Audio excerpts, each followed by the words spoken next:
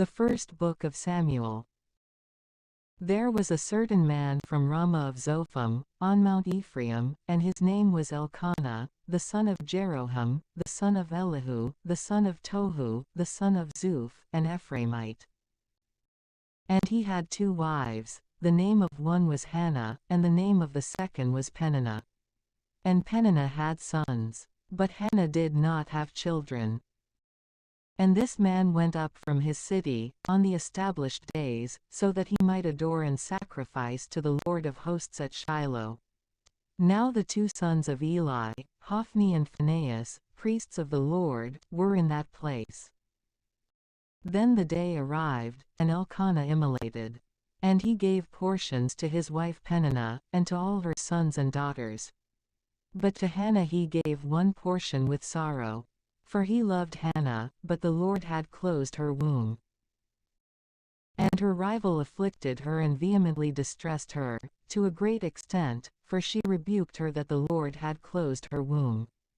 And she did so every year, when the time returned for them to ascend to the temple of the Lord. And she provoked her in this way. And so, she wept and did not take food. Therefore, her husband Elkanah said to her, Hannah, why are you weeping? And why do you not eat? And for what reason do you afflict your heart? Am I not better to you than 10 sons? And so, after she ate and drank at Shiloh, Hannah rose up. And Eli, the priest, was sitting on the seat before the door of the temple of the Lord. And since Hannah was bitter in soul, she prayed to the Lord, weeping greatly. And she made a vow, saying, O Lord of hosts, if, in looking with favor, you will see the affliction of your servant and will remember me, and will not forget your handmaid, and if you will give to your servant a male child, then I will give him to the Lord all the days of his life. And no razor shall pass over his head. Then it happened that, while she multiplied prayers before the Lord, Eli observed her mouth. For Hannah was speaking in her heart, and only her lips moved, and her voice was barely heard. Therefore, Eli considered her to be drunk, and so he said to her, How long will you be inebriated? You should take only a little wine, but instead you are drenched. Responding, Hannah said, By no means, my lord. For I am an exceedingly unhappy woman, and I drank neither wine, nor anything that can inebriate. Instead, I have poured out my soul in the sight of the Lord. You should not repute your handmaid as one of the daughters of Belial. For I have been speaking from the abundance of my sorrow and grief, even until now. Then Eli said to her, Go in peace. And may the God of Israel grant to you your petition, which you have begged of him. And she said, I wish that your handmaid may find grace in your eyes. And the woman went on her way, and she ate, and her countenance was no longer changed for the worse. And they rose up in the morning, and they worshipped before the Lord. And they returned and arrived at their own house at Ramah. Then Elkanah knew his Hannah. And the Lord remembered her. And it happened that, in the course of days, Hannah conceived and bore a son. And she called his name Samuel, because she had requested him from the Lord. Now her husband Elkanah with his entire house, so that he might immolate to the Lord a solemn sacrifice, with his vow. But Hannah did not go up. For she said to her husband, I will not go, until the infant has been weaned, and until I may lead him, so that he may appear before the sight of the Lord, and may remain always. And her husband Elkanah said to her, Do what seems good to you, and stay until you wean him.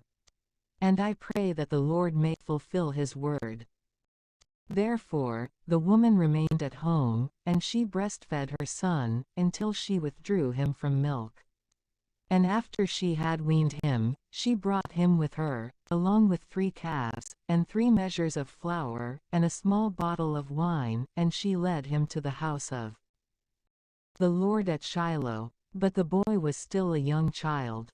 And they immolated a calf, and they presented the boy to Eli. And Hannah said, I beg you, my lord, as your soul lives, my lord, I am that woman, who stood before you here, praying to the Lord. I prayed for this child, and the Lord granted to me my petition, which I asked of him. Because of this, I have also lent him to the Lord, for all the days when he shall be lent to the Lord. And they adored the Lord in that place. And Hannah prayed, and she said, My heart exults in the Lord, and my horn is exalted in my God. My mouth is enlarged over my enemies. For I have rejoiced in your salvation. Nothing is holy as the Lord is holy. For there is no other beside you. And nothing as strong as our God is strong. Do not continue speaking of great things, boasting. Let what is old depart from your mouth. For the Lord is the God of knowledge. Thoughts are prepared for him. The bow of the powerful has been overwhelmed, and the weak have been girded with strength. Those who before were filled, have hired themselves out for bread. And the starving have been filled, so that the barren have given birth to many. But she who had borne many sons has become unable. The Lord brings death, and he gives life. He leads away to death, and he brings back again. The Lord impovers, and he enriches. He humbles, and he lifts up. He raises up the indigent from the dust, and he lifts up 152 the poor from filth, so that they may sit with princes, and take hold of a throne of glory. For the hinges of the earth belong to the Lord, and he has placed the globe upon them. He will preserve the feet of his holy ones, and the impious will be silenced in darkness. For no man will prevail by his own strength. The adversaries of the Lord will dread him. And over them, he will thunder in the heavens. The Lord will judge the parts of the earth, and he will give dominion to his king, and he will lift up the horn of his Christ. And Elkanah went away to Ramah, to his house. But the boy was a minister in the sight of the Lord, before the face of Eli, the priest. But the sons of Eli were sons of Belial, not knowing the Lord, nor the priestly office for the people. So, no matter who had immolated a victim, the servant of the priest would arrive, while the flesh was still cooking, and he would take a three-pronged hook in his hand, and put it into the vessel, or into the cauldron, or into the cooking pot, or into the pan. And all that the hook lifted up, the priest took for himself. So they did to all of Israel who arrived at Shiloh. In addition, before they burned the fat, the servant of the priest would arrive, and he would say to the one who was immolating, Give me the flesh, so boil it for the priest. For I will not accept cooked meat from you, but raw. And the one who was immolating would say to him, First, allow the fat to be burned today, according to custom, and then take for yourself whatever your soul desires.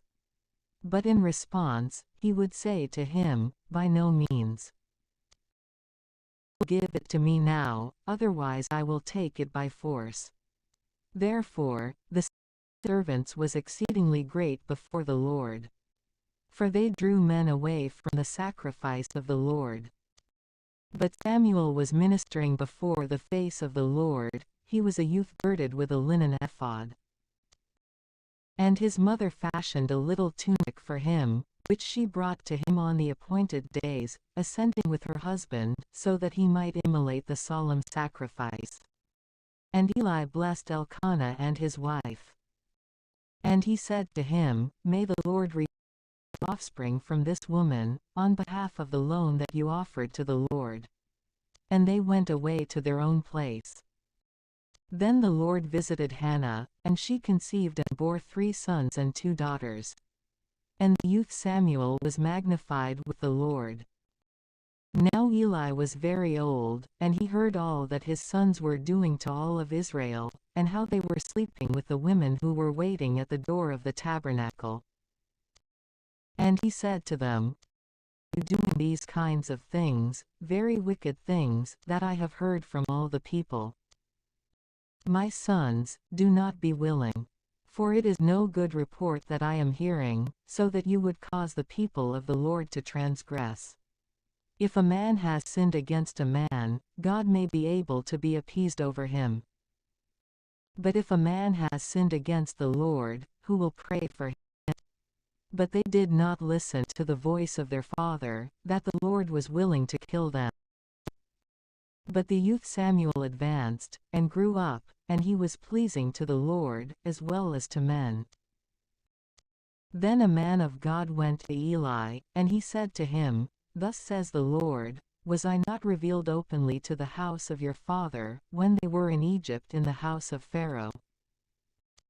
And I chose him out of all the tribes of Israel for myself as priest, so that he might ascend to my altar, and burn incense to me, and wear the ephod before me. And I gave to the house of your father all the sacrifices of the sons of Israel. Why have you kicked away my victims and my gifts, which I instructed to be offered in the temple? And why have you given more honor to your sons than to me, so that you eat the firstfruits of every sacrifice of my people Israel? Because of this, the Lord God of Israel says, I have spoken clearly, so that your house, and the house of your father, may minister in my sight, even forever. But now the Lord says, May this be far from me. Instead, whoever will have glorified me, I will glorify him. But whoever despises me, they will be despised. Behold, the days are arriving, when I will cut off your arm, and the arm of the house of your father, so that there will not be an old man in your house. And you will see your rival in the temple, amid all the prosperity of Israel. And there will not be an old man in your house for all days.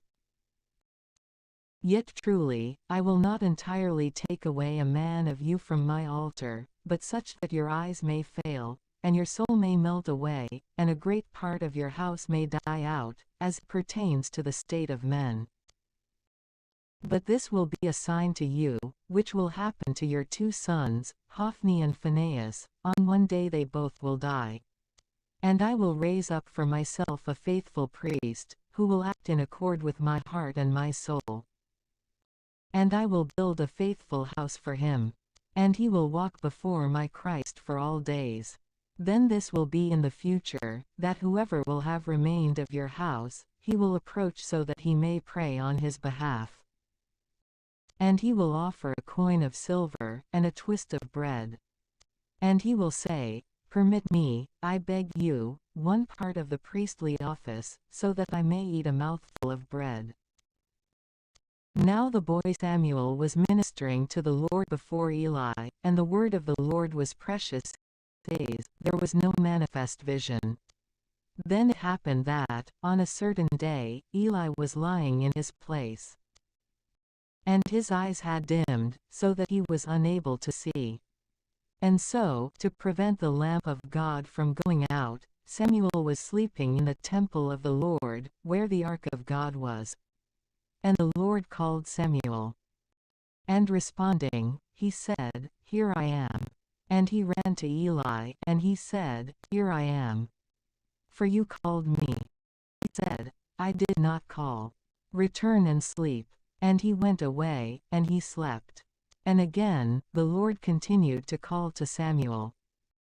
And rising up, Samuel went to Eli, and he said, Here I am.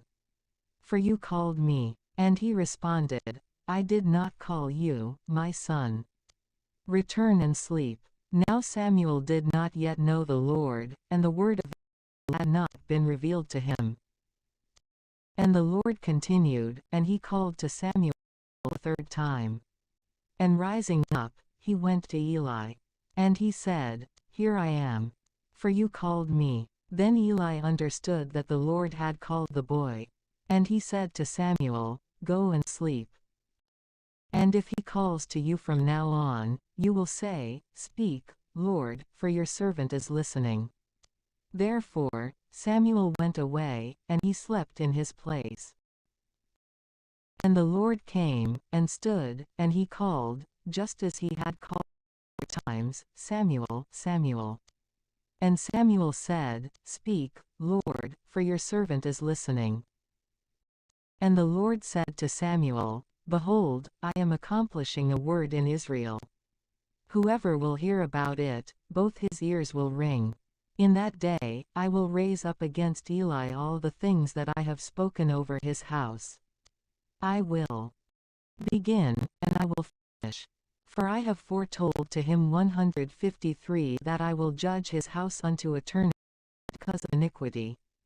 For he had known that his sons acted shamefully, and he did not chastise them. For this reason, I have sworn to the house of Eli that the iniquity of his house will not be expiated, with victims or with gifts, even forever. Then Samuel slept until morning, and he opened the doors of the house of the Lord. And Samuel was afraid to tell the vision to Eli. Then Eli called Samuel, and he said, Samuel, my son. And responding, he said, I am here. He questioned him, What is the word that the Lord has spoken to you? I beg you that you may not conceal it from me. May God do these things to you, and may he add these other things, if you hide from me one word out of all the things that were told to you. And so, Samuel revealed to him all the words, and he did not hide them from him. And he responded, He is the Lord. May he do what is in his own eyes. And Samuel grew up, and the Lord was with him, and not one of his words fell to the ground. And all of Israel, from Dan even to Beersheba, knew Samuel to be a faithful prophet of the Lord. And the Lord continued to appear in Shiloh. For the Lord had revealed himself to Samuel at Shiloh, according to the word of the Lord. And the word about Samuel went forth to all of Israel. And it that, in those days, the Philistines assembled to fight. And Israel the Philistines in battle, and he made camp beside the stone of assistance. But the Philistines went to Aphek, and they positioned their troops against Israel. Then, when the conflict began, Israel turned his back to the Philistines. And they were cut down in that conflict, in various places in the fields, about 4,000 men. And the people returned to the camp. And those greater by birth of Israel said, Why has the Lord struck before the Philistines? Let us bring to ourselves the ark of the covenant of the Lord, and let it enter into our midst, so that it may save us from the hand of our enemies. Therefore, the people sent to Shiloh, and they brought from there the ark of the covenant of the Lord of hosts, sitting upon the cherubim. And the 2 sons of Eli, Hophni and Phinehas, were with the ark of the covenant of God. And when the ark of the covenant of the Lord had arrived in the camp, all of Israel shouted with a great clamor, and resounded. And the Philistines heard the voice of the clamor, and they said, What is this voice of a great clamor in the camp of the Hebrews? And they realized that the ark of the Lord had arrived in the camp. And the Philistines were afraid, saying, God has entered into the camp. And they groaned, saying, Woe to us! For there was no such great exultation yesterday, or the day before. Woe to us! Who will save us from the hand of the sublime gods? These are the gods who struck Egypt with all the plagues, in the desert. Be strengthened, and be manly, O Philistines. Otherwise, you may serve the Hebrews, as they also have served you. Be strengthened and wage war. Therefore, the Philistines fought, and Israel was cut down, and each one fled to his own tent. And an exceedingly great slaughter occurred, and 30,000 foot soldiers from Israel. And the ark of God was captured. Also, the 2 sons of Eli, Hophni and Phinehas, died. Now a man of Benjamin, rushing from the troops, arrived at Shiloh on the same day, with his clothing torn, and with his head sprinkled with dust. And when he had arrived, Eli was sitting on a seat opposite the way, gazing out. For his heart was fearful on behalf of the ark of God. Then, after this man entered the city, he announced it to the city. And the entire city wailed. And Eli heard the sound of the outcry, and he said, "What is this sound, this tumult?" And the man hurried, and he went and announced it to Eli. Now Eli was 98 years old, and his eyes had dimmed, so that he was not able to see. And he said to Eli, "I am the one who came from the battle. And it is I who fled from the troops today." And he said to him, "What has happened, my son?" And responding, the man reported and said, "Israel has fled before the Philistines. And a great ruin has happened to the people. Moreover, your 2 sons, Hophni and Phinehas, also have died. And the ark of God has been captured." And when he had named the ark of God, he fell from the seat backwards, toward the door, and, having broken his neck, he died. For he was an old man of great age. And he judged Israel for 40 years. Now his daughter-in-law, the wife of Phinehas, was pregnant, and her delivery was near. And upon hearing the news that the ark of God had been captured, and that her father-in-law and her husband had died, she bent down to labor. For her pains rushed upon her suddenly. Then, when she was near death, those who were standing around her said to her, "You should not be afraid, for you have given birth to a son." She did not respond to them, and she did not notice them. And she called the boy, saying, "The glory of Israel has been taken away, because the ark of God was captured, and because of her father-in-law and her husband." And she said, "The glory has been taken away from Israel, because the ark of God had been captured." Then the Philistines took the ark of God, and they transported it from the stone of assistance into Ashdod. And the Philistines took the ark of God, and carried it into the temple of Dagon.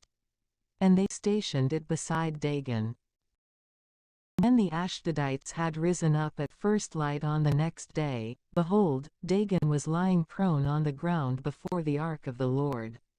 And they took Dagon, and they set him again in his place. And again, on the next day, rising up in the morning, they found Dagon lying on his face upon the ground, before the ark of the Lord. But the head of Dagon, and both palms of his hands had been cut off upon the threshold.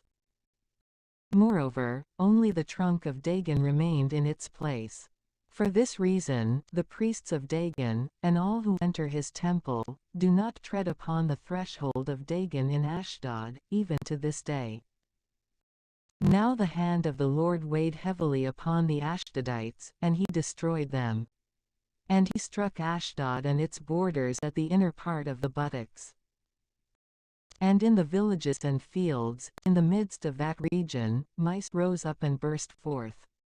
And this caused a great tumult unto death in the city.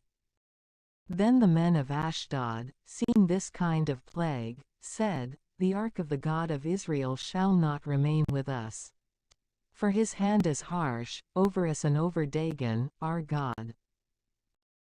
And sending, they gathered together all the princes of the Philistines to them, and they said, "What shall we do about the ark of the God of Israel?" And the Israelites responded, "Let the ark of the God of Israel be led around." And they led the ark of the God of Israel around. And 154 as they were carrying it around, the hand of the Lord fell upon every single city with an exceedingly great slaughter. And he struck down the men of each and every city, from the small even to the great. And cysts were festering at their buttocks. And the Gathites took counsel, and they made for themselves seat covers from pelts. Therefore, they sent the ark of God into Ekron. And when the ark of God had arrived at Ekron, the Ekronites cried out, saying, "They have brought the ark of the God of Israel to us, so that it may kill us and our people." And so they sent and gathered together all the princes of the Philistines, and they said, Release the ark of the God of Israel, and return it to its own place. And let it not kill us, with our people. For the fear of death fell upon every single city, and the hand of God was very heavy. Also, the men who did not die were being afflicted in the inner part of the buttocks. And the wailing of each city ascending to heaven. Now the ark of the Lord was in the region of the Philistines for 7 months. And the Philistines called for the priests and the diviners, saying, What shall we do with the ark of the Lord? Reveal to us in what manner we should send it back to its place. And they said, If you send back the ark of the God of Israel, do not choose to release it empty. Instead, repay to him what you owe because of sin, and then you will be cured. You will know why his hand did not withdraw from you. And they said, What is it that we ought to repay to him because of transgression? And they responded, In accord with the number of the provinces of the Philistines, you shall fashion 5 gold cysts and 5 gold mice. For the same plague has been upon all of you and your princes. And you shall fashion a likeness of your cysts and a likeness of the mice, which have destroyed the land. And so shall you give glory to the God of Israel, so that perhaps he may lift off his hand from you, and from your gods, and from your land. Why have you hardened your hearts, just as Egypt and Pharaoh hardened their hearts? After he was struck, did he not then release them, and they went away? Now therefore, fashion and take a new cart, with 2 cows that have given birth, but on which no yoke has been imposed. And yoke them to the cart, keeping their calves at home. And you shall take the ark of the Lord, and you shall place it upon the cart, with the articles of gold that you have paid to him on behalf of transgression. You shall place these in a little box at its side, and release it, so that it may go. And you shall watch. And if, indeed, it ascends by the way of his own parts, toward Beth-Shemesh, then he has done this great evil to us. But if not, then we shall know it is by no means his hand that has touched us, but instead it happened by chance. Therefore, they did it in this way.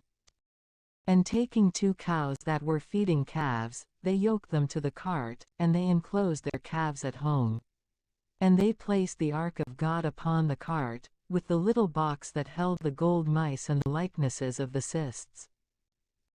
But the cows went directly along the way that leads to Beth-Shemesh. And they advanced only in one direction, lowing as they went. And they did not turn aside, neither to the right, nor to the left. Moreover, the princes of the Philistines followed them, as far as the borders of Beth-Shemesh. Now the Beth-Shemeshites were harvesting wheat in the valley, and lifting up their eyes, they saw the ark, and they were glad when they had seen it. And the cart went into the field of Joshua, a Beth-Shemeshite, and it stood still there. Now in that place was a great stone, and so they cut up the wood of the cart, and they placed the cows upon it as a holocaust to the Lord. But the Levites took down the ark of God, and the little box that was at its side, in which were the articles of gold, and they placed them upon the great stone. Then the men of Beth-Shemesh offered holocausts and immolated victims, on that day, to the Lord. And the 5 princes of the Philistines saw, and they returned to Ekron on the same day. Now these are the gold cysts, which the Philistines repaid to the Lord for transgression, for Ashdod 1, for Gaza 1, for Ashkelon 1, for Gath 1, for Ekron 1.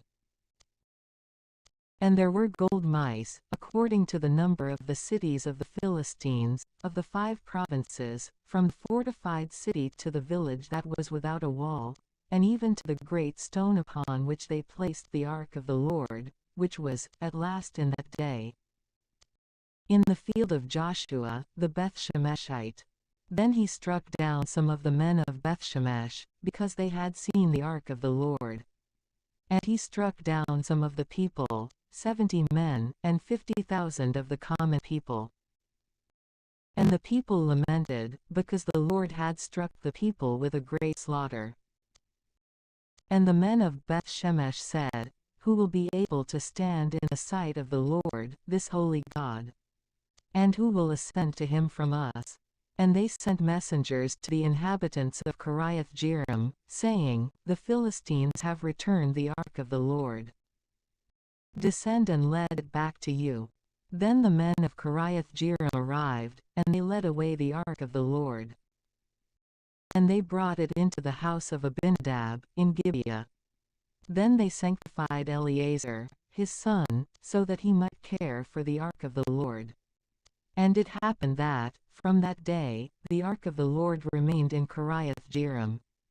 And the days were multiplied, for it was now the 20th year, and all the house of Israel rested, following the Lord.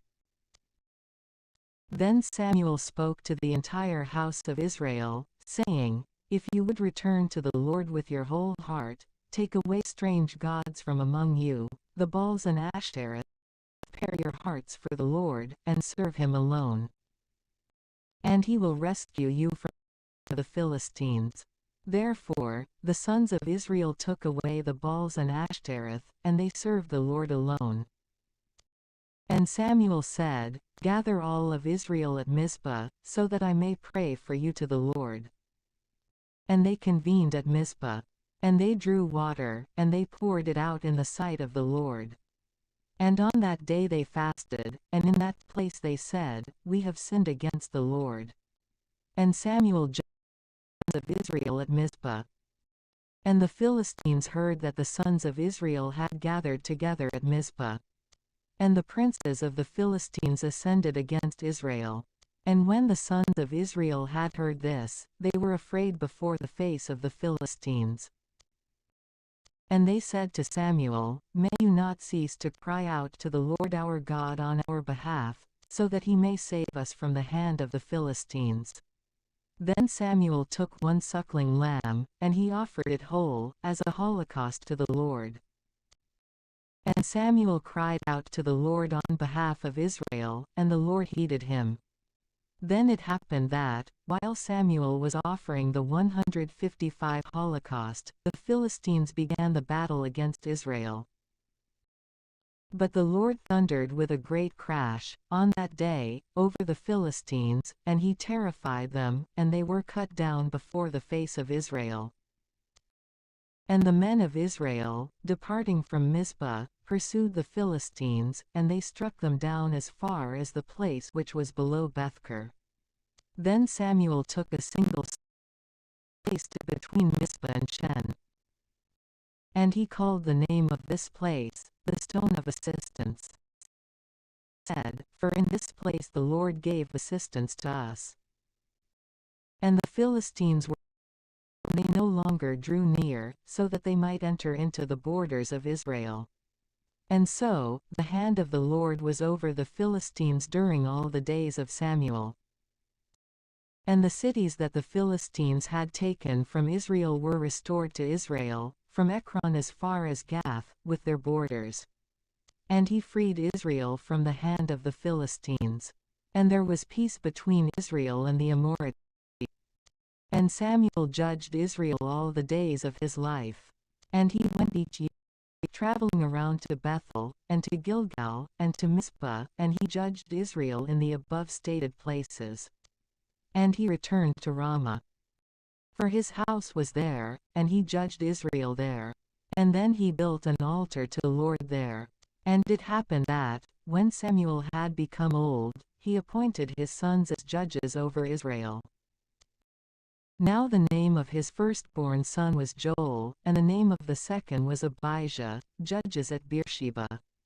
But his sons did not walk in his ways. Instead, they turned aside, pursuing avarice. And they accepted bribes, and they perverted judgment. Therefore, all those greater by birth of Israel, having gathered together, went to Samuel at Ramah. And they said to him, Behold, you are elderly, and your sons do not walk in your ways. Appoint for us a king, so that he may judge us, just as all the nations have. And the word was displeasing in the eyes of Samuel, for they had said, Give us a king to judge us. And Samuel prayed to the Lord. Then the Lord said to Samuel, Listen to the voice of the people in all that they are saying to you. For they have not rejected you, but me, lest I reign over them. In accord with all their works, which they have done from the day when I led them away from Egypt, even to this day, just as they have forsaken me, and served foreign gods, so now they also do to you. Now therefore, hear their voice. Yet truly, testify to them and foretell to them the rights of the king who will reign over them. And so, Samuel told all the words of the Lord to the people, who had petitioned a king from him. And he said, This will be the right of the king who will have authority over you. He will take your sons, and place them in his chariots. And he will make them his horsemen and his runners before his 4-horse chariots. And he will appoint them to be his tribunes and centurions, and the plowmen of his fields, and the harvesters of the grain, and the makers of his weapons and chariots. Likewise, your daughters he will take for himself as makers of ointments, and as cooks and bakers. Also, he will take your fields, and your vineyards, and your best olive groves, and he will give them to his servants. Moreover, he will take 1/10 of your grain and of the results of your vineyards, so that he may give these to his eunuchs and servants. Then, too, he will take your servants, and handmaids, and your best young men, and your donkeys, and he will set them to his work. Also, he will take 1/10 of your flocks. And you will be his servants. And you will cry out, in that day, from the face of the king, whom you have chosen for yourselves. And the Lord will not heed you, in that day. For you requested a king for yourselves. But the people were not willing to listen to the voice of Samuel. Instead, they said, By no means. For there shall be a king over us, and we shall be just like all the Gentiles. And our king will judge us, and he will go out before us, and he will fight our wars for us. And Samuel heard all the words of the people, and he spoke them to the ears of the Lord. Then the Lord said to Samuel, Listen to their voice, and appoint for them. And Samuel said to the men of Israel, Let each one go to his own city. Now there was a man of Benjamin, whose name was Kish, the son of Abiel, the son of Zerer, the son of Bechorath, the son of Aphiah, the son of a man of Benjamin, strong and robust. And he had a son called Saul, an elect and good man. There was not a man among the sons of Israel better than he was. For he stood head and shoulders above all the people. Now the donkeys of Kish, the father of Saul, had become lost. And Kish said to his son Saul, Take with you one of the servants, and rising up, go out and seek the donkeys.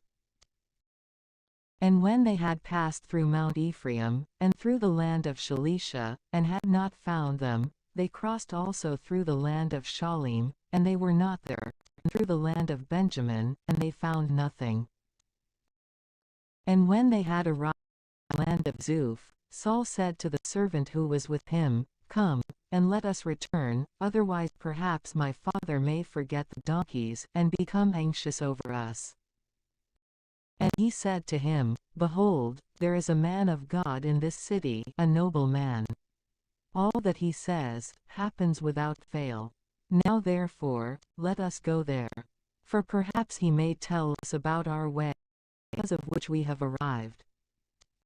And Saul said to his servant, Behold, let us. But what will we bring to the man of God? The bread in our sacks has run out. We have no small gift that we might give to the man of God, nor anything at all. The servant again responded to Saul, and he said, Behold, there is found in my hand a coin of the 4th part of a stater. Let us give it to the man of God, so that he may reveal to us our way. And Saul said to his servant, "Your word is very good. Come, let us go." And they went into the city, where the man of God was. And as they were ascending the slope to the city, they found some young women going out to draw water. And they said to them, "Is the seer here?" And responding, they said to them, "He is. Behold, he is ahead of you. Hurry now, for he came into the city today, since there is a sacrifice for the people today, on the high place. Upon entering the city, you should find him immediately, before he ascends to the house for the meal. And the people will not eat until he has arrived. For he blesses the victim, and thereafter those who were called will eat. Now therefore, go up. For you will find him today." And they ascended into the city. And as they were walking in the midst of the city, 156 Samuel appeared, advancing to meet them, ascend to the high place.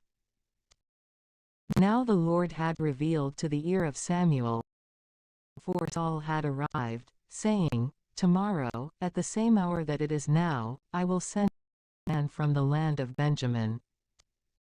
And you shall anoint him to be the leader over my people Israel. And he will save my people from the hand of the Philistines. For I have looked with favor upon my people, because their outcry has reached me." And when Samuel had caught sight of Saul, the Lord said to him, "Behold, the man about whom I spoke to you. This one shall rule over the people." Then Saul drew near to Samuel, at the middle of the gate, and he said, "Tell me, I beg you, where is the house of the seer?" And Samuel responded to Saul, saying, "I am the seer. Ascend before me to the high place, so that you may eat with me today. And I will send you away in the morning. And I shall reveal to you everything that is in your heart. And concerning the donkeys, which were lost the day before yesterday, you should not be anxious, for they have been found. And all the best things of Israel, for whom should they be? Will they not be for you and for all your father's house?"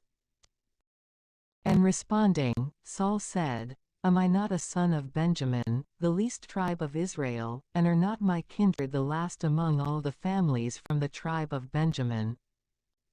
So then, why would you speak this word to me?" And so Samuel, taking Saul and his servant, brought them into the dining room, and he gave them a place at the head of those who had been invited. For there were about 30 men. And Samuel said to the cook, "Present the portion that I gave to you, and which I instructed you to set apart beside you." Then the cook lifted up the shoulder, and he placed it before Saul. And Samuel said, "Behold, what remains, set it before you and eat. For it was preserved for you intentionally, when I called the people." And Saul ate with Samuel on that day. And they descended from the high place into the town, and he spoke with Saul in the upper room. And he set out a bed for Saul in the upper room, and he slept. And when they had risen in the morning, and it now began to be light, Samuel called to Saul in the upper room, saying, "Rise up, so that I may send you on." And Saul rose up. And they both departed, that is to say, he and Samuel.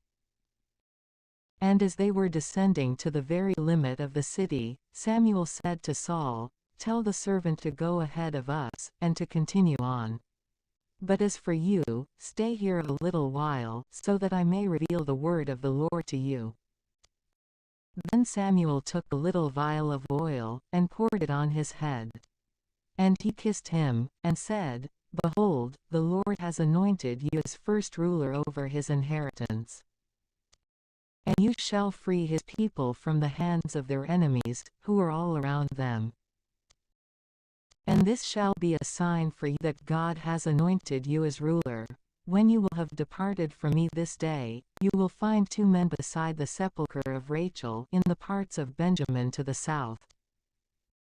And they will say to you, The donkeys have been found, which you had been seeking as you traveled. And your father, forgetting about the donkeys, has been anxious for you, and he says, What shall I do about my son? And when you will have departed from there, and will have traveled farther, and will have arrived at the oak of Tabor, in that place 3 men, who are going up to God at Bethel, will find you. One will be bringing 3 young goats, and another 3 loaves of bread, and another will be carrying a bottle of wine. And when they will have greeted you, they will give you 2 loaves. And you shall accept these from the hand. After these things, you shall arrive at the hill of God, where the garrison of the Philistines is.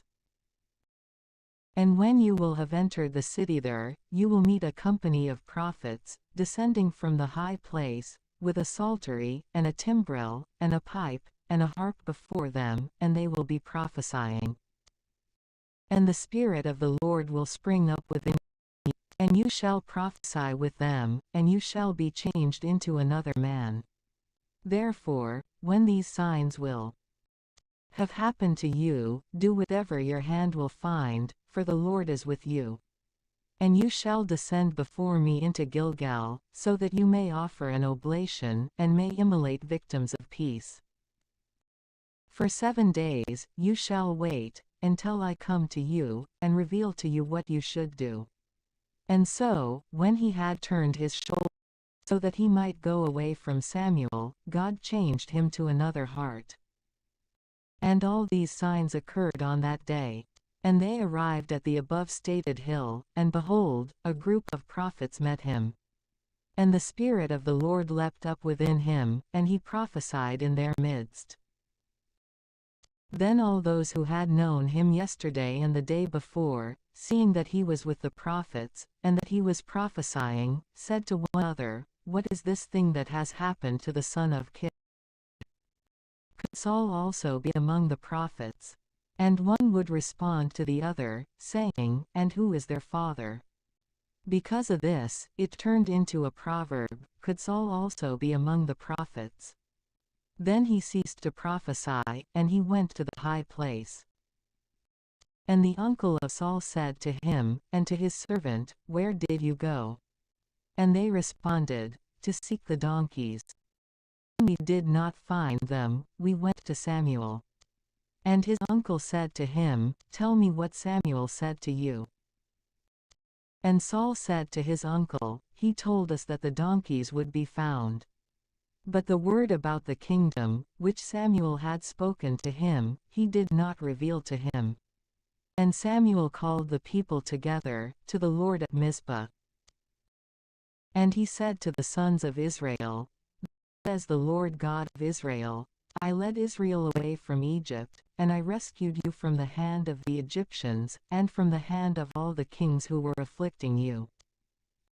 But today you have rejected your God, who alone saved you from all your evils and tribulations. And you have said, By no means. Instead, appoint a king over us. Now therefore, stand in the sight of the Lord, by your tribes and by your families. And Samuel brought near all the tribes of Israel, and the lot fell upon the tribe of Benjamin. And he brought near the tribe of Benjamin, with its families, and the lot fell upon the family of Matri. And then it went to Saul, the son of Kish. Therefore, they sought him, but he was not found. And after these things, they consulted the Lord as to whether he would soon arrive there. And the Lord responded, Behold, he is hidden at home. And so they ran and brought him there. And he stood in the midst of the people, and he was taller than the entire people, from the shoulders upward. And Samuel said to all the people, Certainly, you see the one whom the Lord has chosen, that there is not anyone like him. 157 among all the people. And all cried out and said, Long live the king. Then Samuel spoke to the people the law of him, and he wrote it in a book, and he stored it in the sight of the Lord. And Samuel dismissed all the people, each one to his own house. And then Saul went away to his own house at Gibeah. And a portion of the army, whose hearts had been touched by God, went away with him. Yet the sons of Belial said, How could this one be able to save us? And they despised him, and brought him no presents. But he pretended not to hear them. And, a month afterward, it happened that Nahash the Ammonite ascended and began to fight against Jabesh Gilead. And all the men of Jabesh said to Nahash, Consider a pact with us, and we will serve you. And Nahash the Ammonite responded to them, With this will I strike a pact with you, if I may pluck out all your right eyes, and set you as a disgrace against all of Israel. The elders of Jabesh said to him, Grant us 7 days, so that we may send messengers to all the borders of Israel. And if there is no one who may defend us, we will go out to you. Therefore, the messengers arrived at Gibeah of Saul. And they spoke these words in the hearing of the people. And all the people lifted up their voice and wept. And behold, Saul arrived, following oxen from the field. And he said, What has happened to the people that they would weep? And they explained the words of the men from Jabesh. And the Spirit of the Lord rose up within Saul, who had heard these words, and his fury was enraged exceedingly. And taking both the oxen, he cut them into pieces, and he sent them into all the borders of Israel, by the hands of messengers, saying, Whoever will not go out and follow Saul and Samuel, so shall it be done to his oxen. Therefore, the fear of the Lord entered into the people, and they were like one man. And he took a census of them at Bezek. And there were 300,000 of the sons of Israel. And there were 30,000 of the men of Judah. And they said to the messengers who had arrived, So shall you say to the men who are of Jabesh Gilead, Tomorrow, when the sun will be hot, you shall have salvation. Therefore, the messengers went and announced it to the men of Jabesh, who became joyful. And they said, In the morning, we will go out to you. And you may do whatever you please with us.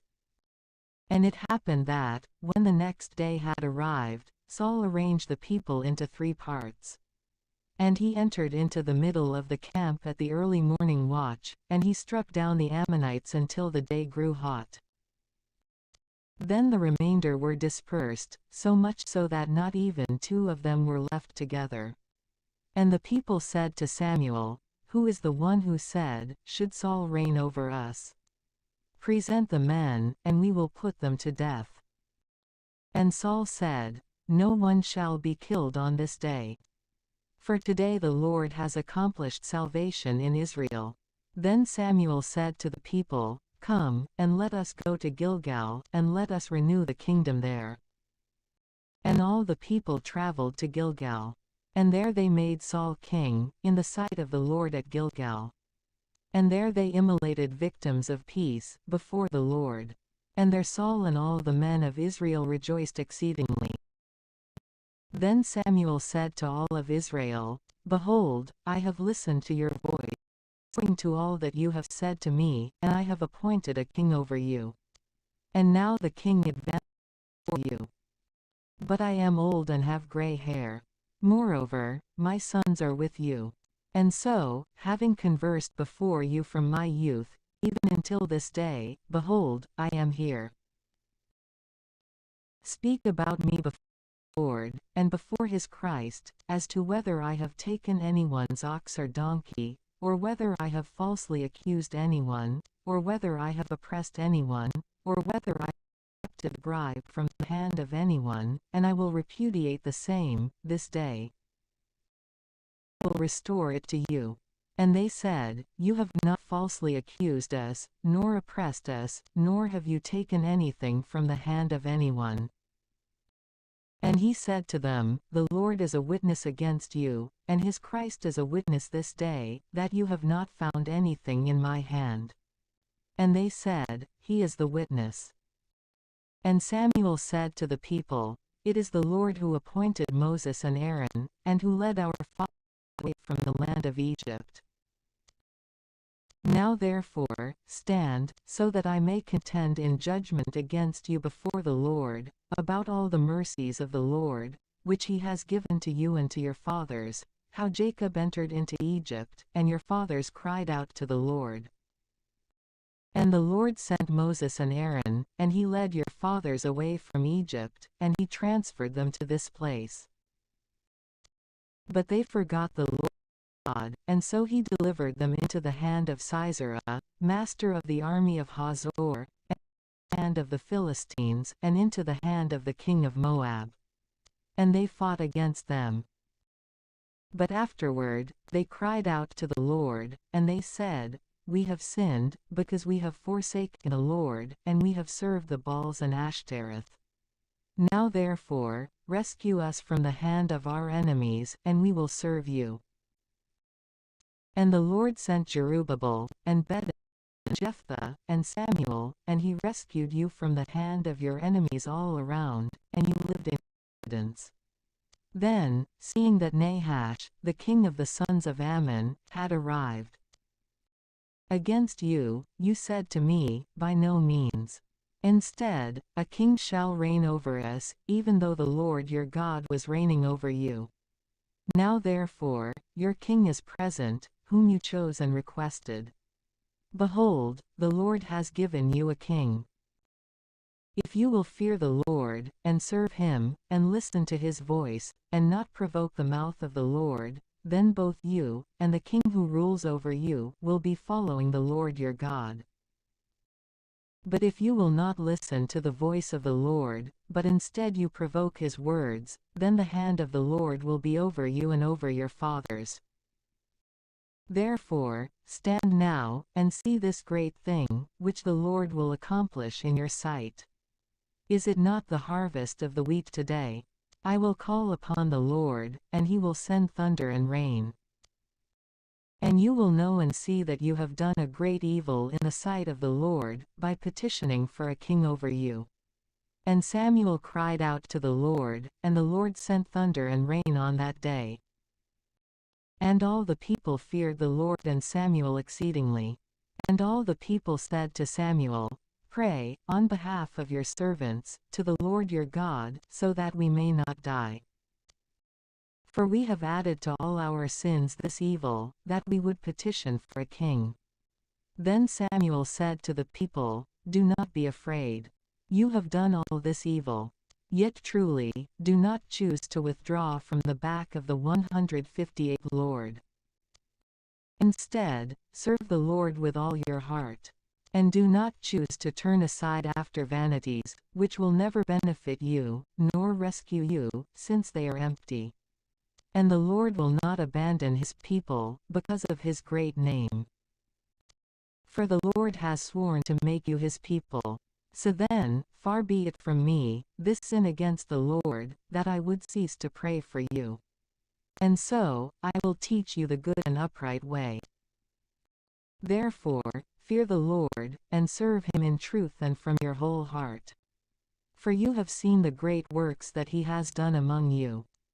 But if you persevere in wickedness, both you and your king will perish together. When he began to reign, Saul was the son of 1 year, and he reigned over Israel for 2 years. And Saul chose for himself 3,000 men of Israel. And 2,000 were with Saul at Michmash and at Mount Bethel. Then 1,000 were with Jonathan at Gibeah of Benjamin. But the remainder of the people, he sent back, each one to his own tent. And Jonathan struck the garrison of the Philistines, which was in Gibeah. And when the Philistines had heard about it, Saul sounded the trumpet over all the land, saying, Let the Hebrews listen. And all of Israel heard this report, that Saul had struck the garrison of the Philistines. And Israel raised himself up against the Philistines. Then the people cried out to Saul at Gilgal. And the Philistines gathered to do battle against Israel, 30,000 chariots, and 6,000 horsemen, and the remainder of the common people, who were very many, like the sand that is on the shore of the sea. And ascending, they encamped at Michmash, toward the east of Bethaven. And when the men of Israel had seen themselves to be in a narrowed position, they hid themselves in caves, and in out-of-the-way places, and in rocks, and in hollows, and in pits.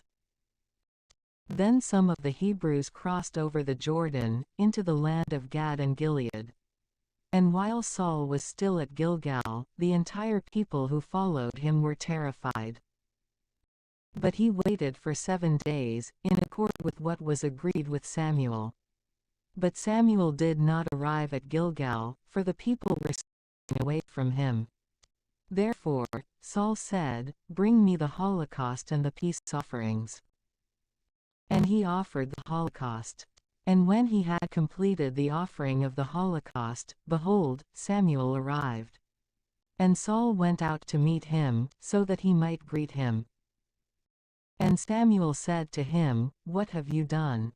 Saul responded, "Since I saw that the people were scattering away from me, and you had not arrived after the agreed-upon days, and yet the Philistines gathered together at Michmash, I said, Now the Philistines will descend to me at Gilgal, and I have not appeased the face of the Lord. Compelled by necessity, I offered the holocaust."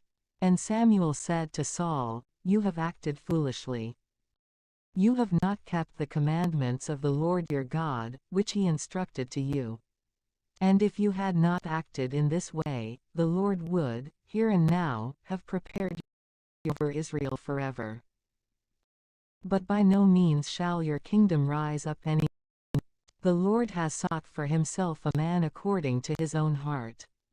And him the Lord has instructed to be the leader over his people, because you have not kept what the Lord has instructed." Then Samuel rose up and ascended from Gilgal to Gibeah of Benjamin. And the remainder of the people ascended after Saul, to meet the people who were fighting against them, going from Gilgal into Gibeah, to the hill of Benjamin. Saul took a census of the people, who had been found to be with him, about 600 men. And Saul, and his son Jonathan, and the people who had been found to be with them, were at Gibeah of Benjamin. But the Philistines had settled in at Michmash. And 3 companies went out from the camp of the Philistines, in order to plunder. One company was traveling toward the way of Ophrah, to the land of Shual. Then another entered along the way of Beth-horon. But the third turned itself to the way of the border, overhanging the valley of Zeboim, opposite the desert. Now there was no worker of iron to be found in all the land of Israel. For the Philistines had been cautious, lest perhaps the Hebrews might make swords or spears. Therefore, all of Israel descended to the Philistines, so that each man could sharpen his plowshare, or pickaxe, or hatchet, or hoe. For their plow blades, and pickaxes, and pitchforks, and axes had become blunt, and even the handles needed to be repaired. When the day of battle had arrived, there was found neither sword nor spear in the hand of the entire with Saul and Jonathan, except for Saul and his son Jonathan. Then the army of the Philistines went out in order to go across Michmash. And it happened that, on a certain day, Jonathan, the son of Saul, said to the youth who bore his armor, "Come, and let us go over to the garrison of the Philistines, which is across from that place." But he did not reveal this to his father. Moreover, Saul was staying in the uttermost part of Gibeah, below the pomegranate tree that was at Migron. And the people with him were about 600 men. And Ahijah, the son of Ahitub, the brother of Ichabod, the son of Phinehas, who had been born of Eli, the priest of the Lord at Shiloh, wore the ephod. But the people did not know where Jonathan had gone. Now there were, between the ascents along which Jonathan strove to cross to the garrison of the Philistines, rocks projecting from both sides, and, in the manner of teeth, boulders breaking out from one side and the other. The name of one was Shining, and the name of the other was Thorny. One boulder projected toward the north, opposite Michmash, and the other toward the south, opposite Gibeah. Then Jonathan said to the youth who bore his armor, "Come, let us go across to the garrison of these uncircumcised. And perhaps the Lord may act on our behalf. For it is not difficult for the Lord to save, either by many, or by few." And his armor-bearer said to him, "Do all that is pleasing to your soul. Go wherever you wish, and I will be with you, wherever you will choose." And Jonathan said, "Behold, we will cross over to these men. And when we will be seen by them, if they have spoken to us in this way, stay until we come to you, let us stand still in our place, and not ascend to them. But if they will say to us, let us ascend. For the Lord has delivered them into our hand. This will be the sign to us." And so, both of them appeared before the garrison of the Philistines. And the Philistines said, "See, the Hebrews have come out from the holes in which they had been hiding." And the men of the garrison spoke to one. Then Jonathan ascended, crawling on his hands, and his armor-bearer after him.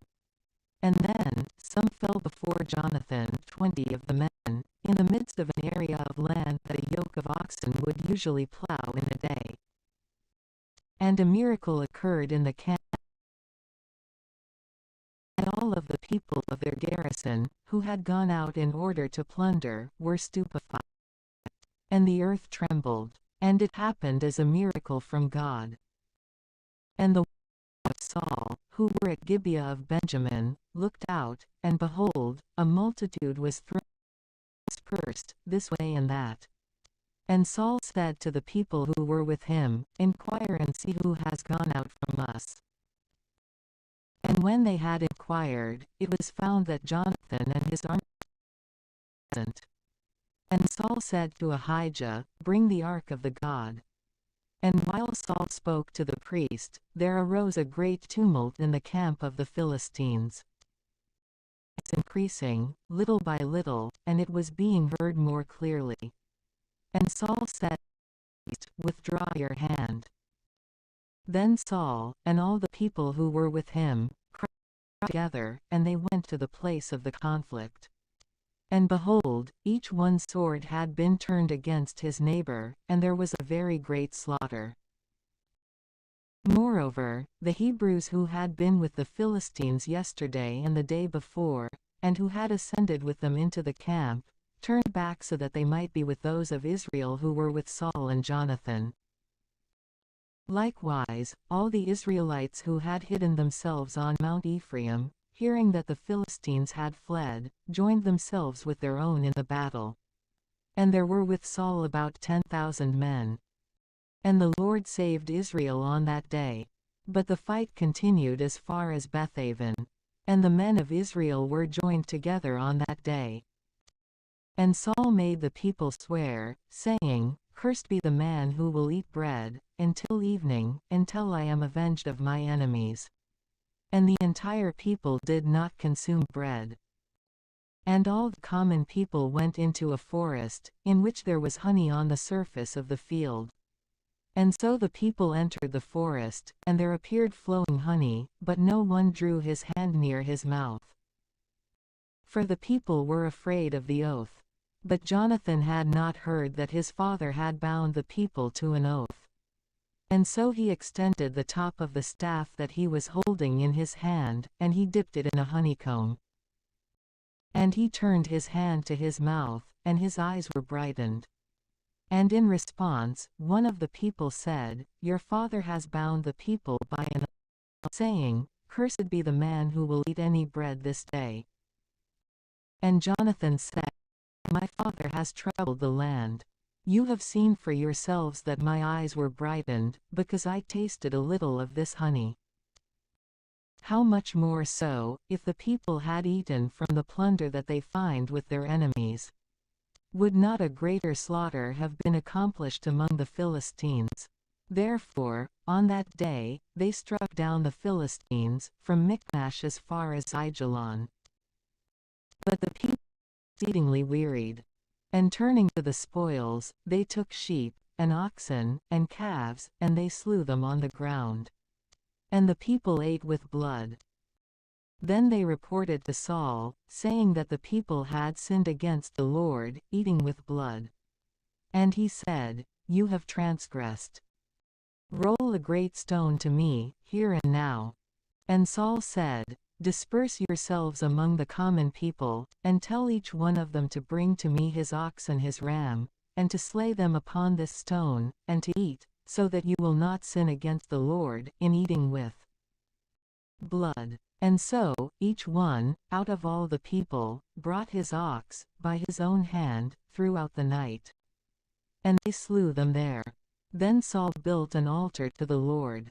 And so, it was then that he first began to build an altar to the Lord. And Saul said, Let us fall upon the Philistines by night, and lay waste to them even until the morning light. And let us not leave behind a man among them. And the people said, Do all that seems good in your eyes. And the priest said, Let us draw near to God in this place. And Saul said to the Lord, Shall I pursue the Philistines? Will you deliver them into the hands of Israel? And he did not respond to him on that day. And Saul said, Bring here every single leader of the people. And we shall know and see by whom this sin was committed this day. As the Lord lives, who is the Savior of Israel, even if it were done by my son Jonathan, without retraction he shall die. Yes, no one among all the people contradicted him. And he said to all of Israel, Separate yourselves on one side, and I, with my son Jonathan, will be on the other side. And the people responded to Saul, Do what seems good in your eyes. And Saul said to the Lord, the God of Israel, O Lord, God of Israel, grant a sign. Why is it that you will not respond to your servant this day? If this iniquity is in me, or in my son Jonathan, grant an indication. Or if this iniquity is in your people, grant a sanctification. And Jonathan and Saul were discovered, but the people were released. And Saul said, Cast lots between myself and Jonathan, my son. And Jonathan was caught. Then Saul said to Jonathan, Tell me what you have done. And Jonathan revealed to him, and said, Truly, I tasted a little honey with the top of the staff that was in my hand. And behold, I shall die. And Saul said, May God do these things to me, and may he add these other things, for you shall surely die, Jonathan. And the people said to Saul, Why should Jonathan have to die, who has accomplished this great salvation in Israel? This is wrong. As the Lord lives, not one hair of his head should fall to the ground. For he has wrought with God this day. Therefore, the people freed Jonathan, so that he would not die. And Saul withdrew, and he did not pursue the Philistines. And the Philistines went away to their own places. And Saul, his kingdom having been confirmed over Israel, was fighting against all his enemies on all sides, against Moab, and the sons of Ammon, and Edom, and the kings of Zobah, and the Philistines. And wherever he turned himself, he was successful. And gathering together an army, he struck Amalek. And he rescued Israel from the hand of those who would lay waste to them. Now the sons of Saul were Jonathan, and Ishvi, and Malchishua. And as for the names of his 2 daughters, the name of the 160 firstborn daughter was Merab, and the name of the younger one was Michal. And the name of the wife of Saul was Ahinoam, the daughter of Ahimaaz. And the name of the first ruler of his military was Abner, the son of Ner, the first cousin of Saul. For Kish was the father of Saul, and Ner was the father of Abner, and the son of Abiel. Now there was a powerful war against the Philistines during all the days of Saul. And so, whomever Saul had seen to be a strong man, and fit for battle, he joined him to himself. And Samuel said to Saul, The Lord sent me, so that I would anoint you as king over his people Israel. Now therefore, listen to the voice of the Lord. Thus says the Lord of hosts, I have taken account of all that Amalek has done to Israel, how he stood against him in the way, when he ascended from Egypt. Now therefore, go and strike Amalek, and demolish all that is his.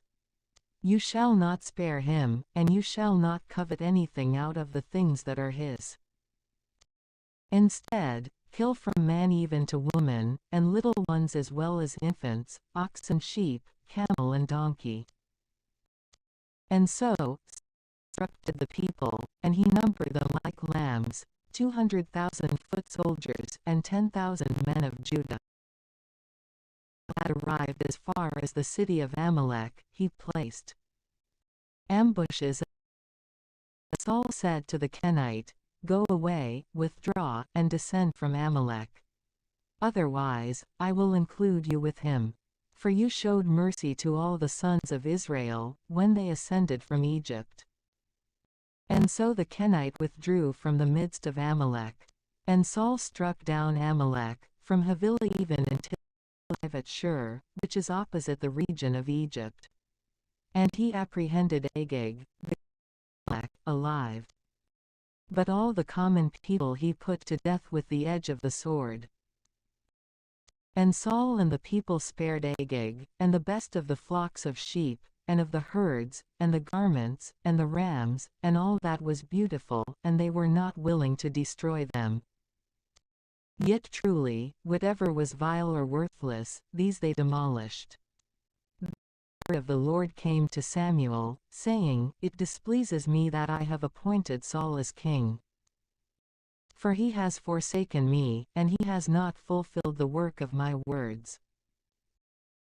And Samuel was greatly saddened, and he cried out to the Lord all night long. And when Samuel had risen while it was still dark, so that he might go to Saul in the morning, it was reported to Samuel that Saul had arrived at Carmel, and that he erected for himself a triumphant arch.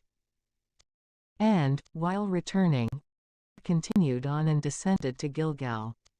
Therefore, Samuel went to Saul.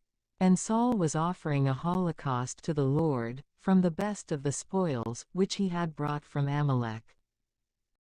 And when Samuel had gone to Saul, Saul said to him, You are the blessed of the Lord.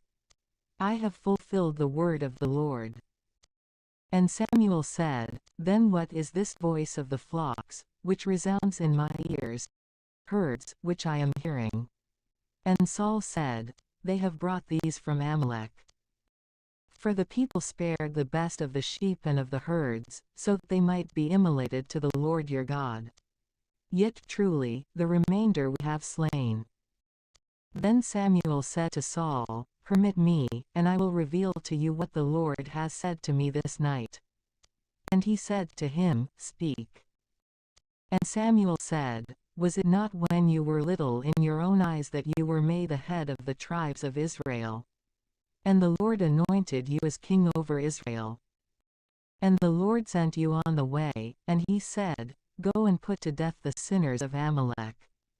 And you shall fight against them, even unto utter annihilation. Why then, did you not listen to the voice of the Lord? Instead, you turned to the spoils, and you did evil in the eyes of the Lord.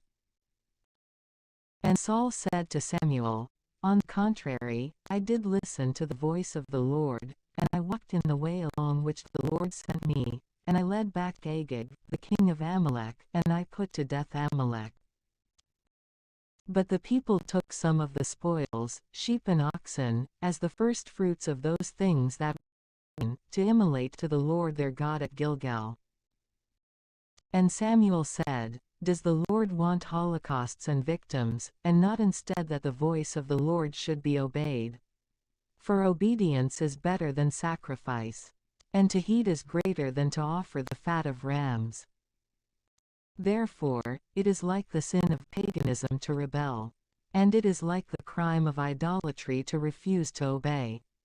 For this reason, therefore, because you have rejected the word of the Lord has also rejected you from. And Saul said to Samuel, I have sinned, for I have transgressed the word of the Lord, and your words, by fearing the people and obeying their voice. But now, I beg you, to bear my sin, and to return with me, so that I may adore the Lord." And Samuel said to Saul, "I will not return with you. For you have rejected the word of the Lord, and the Lord has rejected you from being king over Israel." And Samuel turned away, so that he might depart. But Saul took hold of the edge of his cloak, and it tore. And Samuel said to him, "The Lord has torn the kingdom of Israel away from you this day. And he has delivered it to your neighbor, who is better than you are. Moreover, the one who triumphs within Israel will not spare, and he will not be moved to repentance. For he is not a man, that he should repent." Then he said, "I have sinned. But now, honor me before the elders of my people. Turn with me, so that I may adore the Lord your God." Therefore, Samuel turned again after Saul. And Saul adored the Lord. And Samuel said, "Bring near to me Agag, the king of Amalek." And Agag, very fat and trembling, was presented to him. And Agag said, "Does bitter death separate in this manner?" And Samuel said, "Just as your sword caused women to be without their children, so will your mother be without children among women." And Samuel cut him into pieces, before the Lord at Gilgal. Then Samuel went away to Ramah. But Saul ascended to his house at Gibeah.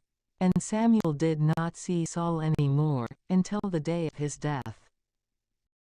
Yet truly, Samuel mourned for Saul, because the Lord regretted that he had appointed him as king over Israel. And the Lord said to Samuel, "How long will I mourn for Saul, though I have rejected him, so that he would not reign over Israel? Fill your horn with oil and approach, so that I may send you to Jesse of Bethlehem. For I have provided a king from among his sons for myself." And Samuel said, "How shall I go? For Saul will hear of it, and he will put me to death." And the Lord said, "You shall take, by your hand, a calf from the herd. And you shall say, I have arrived in order to immolate to the Lord. You shall call Jesse to the sacrifice, and I will 161 reveal to you what you should do. And you shall anoint whomever I will indicate to you." Therefore, Samuel did just as the Lord told him. And he went to Bethlehem, and the elders of the city wondered. And meeting him, they said, "Is your arrival peaceful?" And he said, "It is peaceful. I have arrived in order to immolate to the Lord.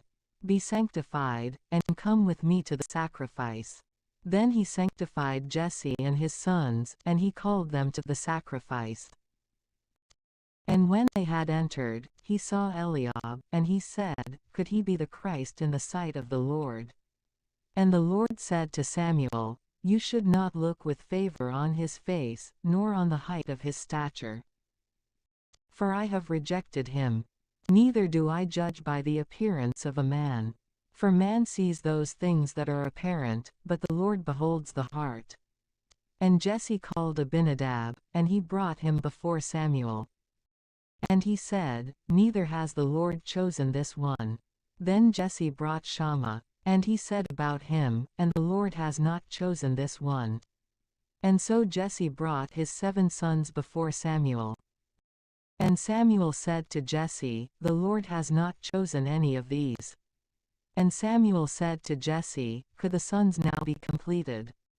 But he responded, "There still remains a little one, and he pastures the sheep." And Samuel said to Jesse, "Send and bring him. For we shall not recline to eat, until he arrives." Therefore, he sent and brought him. Now he was ruddy, and beautiful to behold, and with a stately face. And the Lord said, "Rise up, anoint him. For it is he." Therefore, Samuel took the horn of oil, and he anointed him in the midst of his brothers. And the Spirit of the Lord was guiding David from that day and thereafter. And Samuel rose up, and he went away to Ramah. But the Spirit of the Lord withdrew from Saul, and a wicked spirit from the Lord disturbed him. And the servants of Saul said to him, Behold, an evil spirit from God disturbs you. May our Lord order, and your servants, who are before you, will seek a man skillful in playing a stringed instrument, so that when the evil spirit from the Lord assails you, he may play with his hand, and you may bear it more easily. And Saul said to his servants, Then provide for me and play well, and bring him to me. And one of the servants, said, Behold, I have seen the son of Jesse of Bethlehem, a skillful player, and very strong and robust, a man fit for war, and prudent in words, a handsome man. And the Lord is with him. Therefore Saul sent messengers to Jesse, saying, Send to me your son David, who is in the pastures. And so Jesse took a donkey laden with bread, and a bottle of wine, and a kid from one of the goats, and he sent them, by the hand of his son David, to Saul. And David went to Saul, and stood before him. And he loved him exceedingly, and he made him his armor-bearer.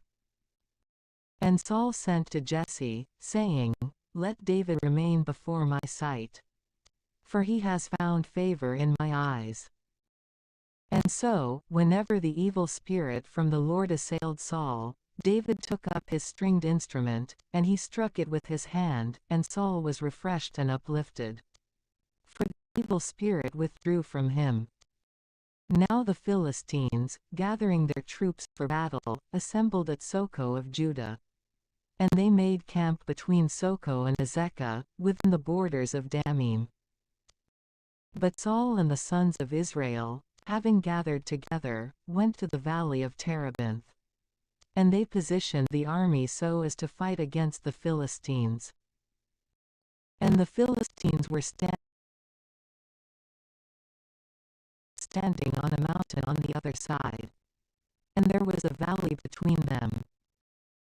And there went out from the camp of the Philistines a legitimate birth, named Goliath of Gath, whose height was 6 cubits and a palm.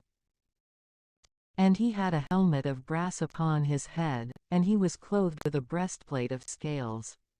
Moreover, the weight of his breastplate was 5,000 shekels of brass. And he had plates of brass on his lower legs, and a small shield of brass was covering his shoulders. Now the shaft of his spear was like the beam used by a weaver. And the iron of his spear had 100 shekels of iron. And his armor-bearer went before him. And standing still, he cried out to the battle lines of Israel, and he said to them, Why have you arrived, prepared for battle? Am I not a Philistine, and are you not the servants of Saul? Choose one man from among you, and let him descend to do battle alone. If he is able to fight with me and to strike me down, we will be your servants.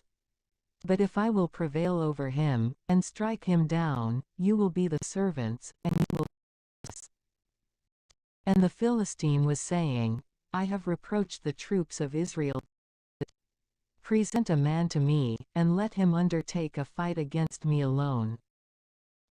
And Saul and all the Israelites, hearing these words of the Philistine in this manner, were stupefied and exceedingly afraid. Now David was the son of an Ephrathite man, the one mentioned above, from Bethlehem of Judah, whose name was He had 8 sons, and during the days of Saul, he was an elderly man, and of great age. Now his 3 eldest sons followed Saul into battle. And the names of the 3 sons, who went to the battle, were Eliab, the firstborn, and the second, Abinadab, and the third Shammah. But David was the youngest. Therefore, when the 3 eldest had followed Saul, David went away from Saul, and he returned, so that he might pasture the flock of his father at Bethlehem. Truly, the Philistine advanced morning and evening, and he stood forth for 40 days. Now Jesse said to his son David, Take, for your brothers, an ephah of cooked grain, and these 10 loaves, and hurry to the camp, to your brothers. And you shall carry these 10 little cheeses to the tribune. And visit your brothers, to see if they are doing well. And learn with whom they have been stationed. But they were in the valley of Terebinth, with Saul and all the sons of Israel, fighting against the Philistines. And so, David rose up in the morning, and he commended the flock to the caretaker. And he went away burdened, just as Jesse had instructed him. And he went to the place of the battle line, and to the army, which, in going out to fight, was shouting in the conflict. For Israel had positioned their troops, but the Philistines also had prepared themselves against them. Then, leaving the items that he had brought under the hand of the keeper of baggage, David ran to the place of the conflict. And asking if all was going well with his brothers. And while he was still speaking with them, there appeared the man of spurious descent, whose name was Goliath, the Philistine of Gath, ascending from the camp of the Philistines. And he was speaking in these same words, which David heard. Then all the Israelites, when they had seen the 162 man, fled from his face, fearing him greatly. And someone of Israel said, Have you seen this man, who has risen up? For he ascended in order to reproach Israel. Therefore, the man who will strike him down, the king will enrich with great wealth, and will give to him his daughter, and will cause his father's house to be free of tribute in Israel. And David spoke to the men who were standing with him, saying, What will be given to the man who will have struck down this Philistine, and who will have taken away the disgrace from Israel? For who is this uncircumcised Philistine, that he should reproach the soldiers of the living God? Then the people repeated to him the same words, saying, These things shall be given to the man who will have struck him down. Now when Eliab, his eldest brother, had heard this, as he was speaking with the others, he became angry against David, and he said, Why did you come here? And why did you leave behind those few sheep in the wilderness? I know your pride and the wickedness of your heart, that you have come down so that you might see the battle. And David said, What have I done? Is there any word against me? And he turned away from him a little, toward another. And he asked the same question. And the people responded to him as before. Now the words that David had spoken were heard and reported in the sight of Saul. When he had been led to Saul, he said, Let no one lose heart over him. I, your servant, shall go and fight against the Philistine. And Saul said to David, You are not able to withstand this Philistine, nor to fight against him. For you are a boy, but he has been a warrior from his boyhood. And David said to Saul, Your servant was pasturing the flock of his father.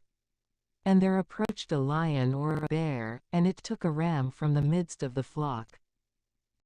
And I pursued after them, and I struck them, and I rescued from their mouth. And they rose up against me. And I caught them by the throat, and I strangled and killed them.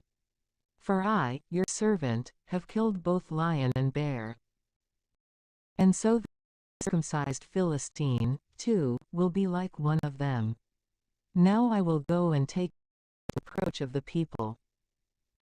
For who is this uncircumcised Philistine, who has dared to curse the army of the living God?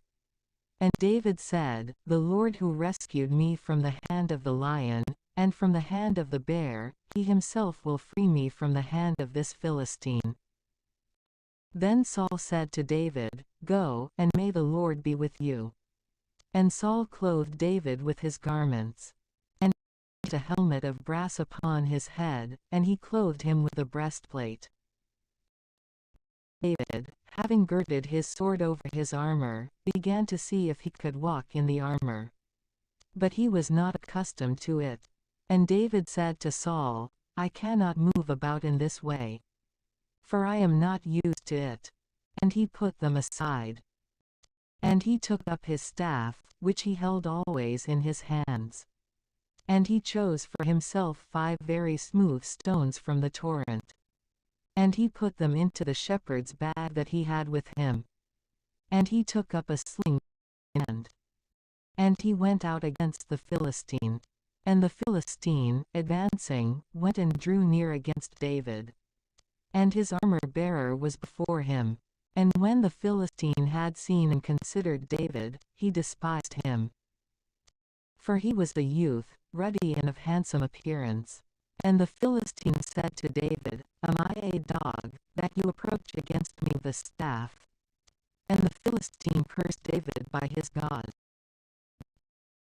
David, come to me, and I will give your flesh to the birds of the air and to the beasts of the earth. But David said to the Philistine, You approach me with sword, and spear, and shield. But I come to you in the name of the Lord of hosts, the God of the armies of Israel, which you have reproached. Today, the Lord will deliver you into my hand, and I will strike you down. And I will take your head from you. And today, I will give the carcasses of the camp of the Philistines to the birds of the air, and to the beasts of the earth, so that all the earth may know that God is with you. And this entire assembly will know that the Lord does not save by sword, by spear. For this is his war, and he will deliver you into our hands. Then, when the Philistine had risen up, and was approaching, and was drawing near against David, David hurried and ran to the fight against the Philistine. And he put his hand into his bag, and took out 1 stone. And swinging it around, he cast it with the sling and struck the Philistine on the forehead. And the stone became embedded in his forehead. He fell on his face, upon the ground. And David prevailed against the Philistine with a sling and a stone. And he struck and killed the Philistine. But since David held no sword in his hand, he ran and stood over the Philistine, and he took his sword, and withdrew it from the sheath. And he killed him and cut off his head. Then the Philistines, seeing that their strongest man was dead, fled away. And the men of Israel and Judah shouted and pursued after the Philistines, even until they arrived at the valley and as far as the Kidron.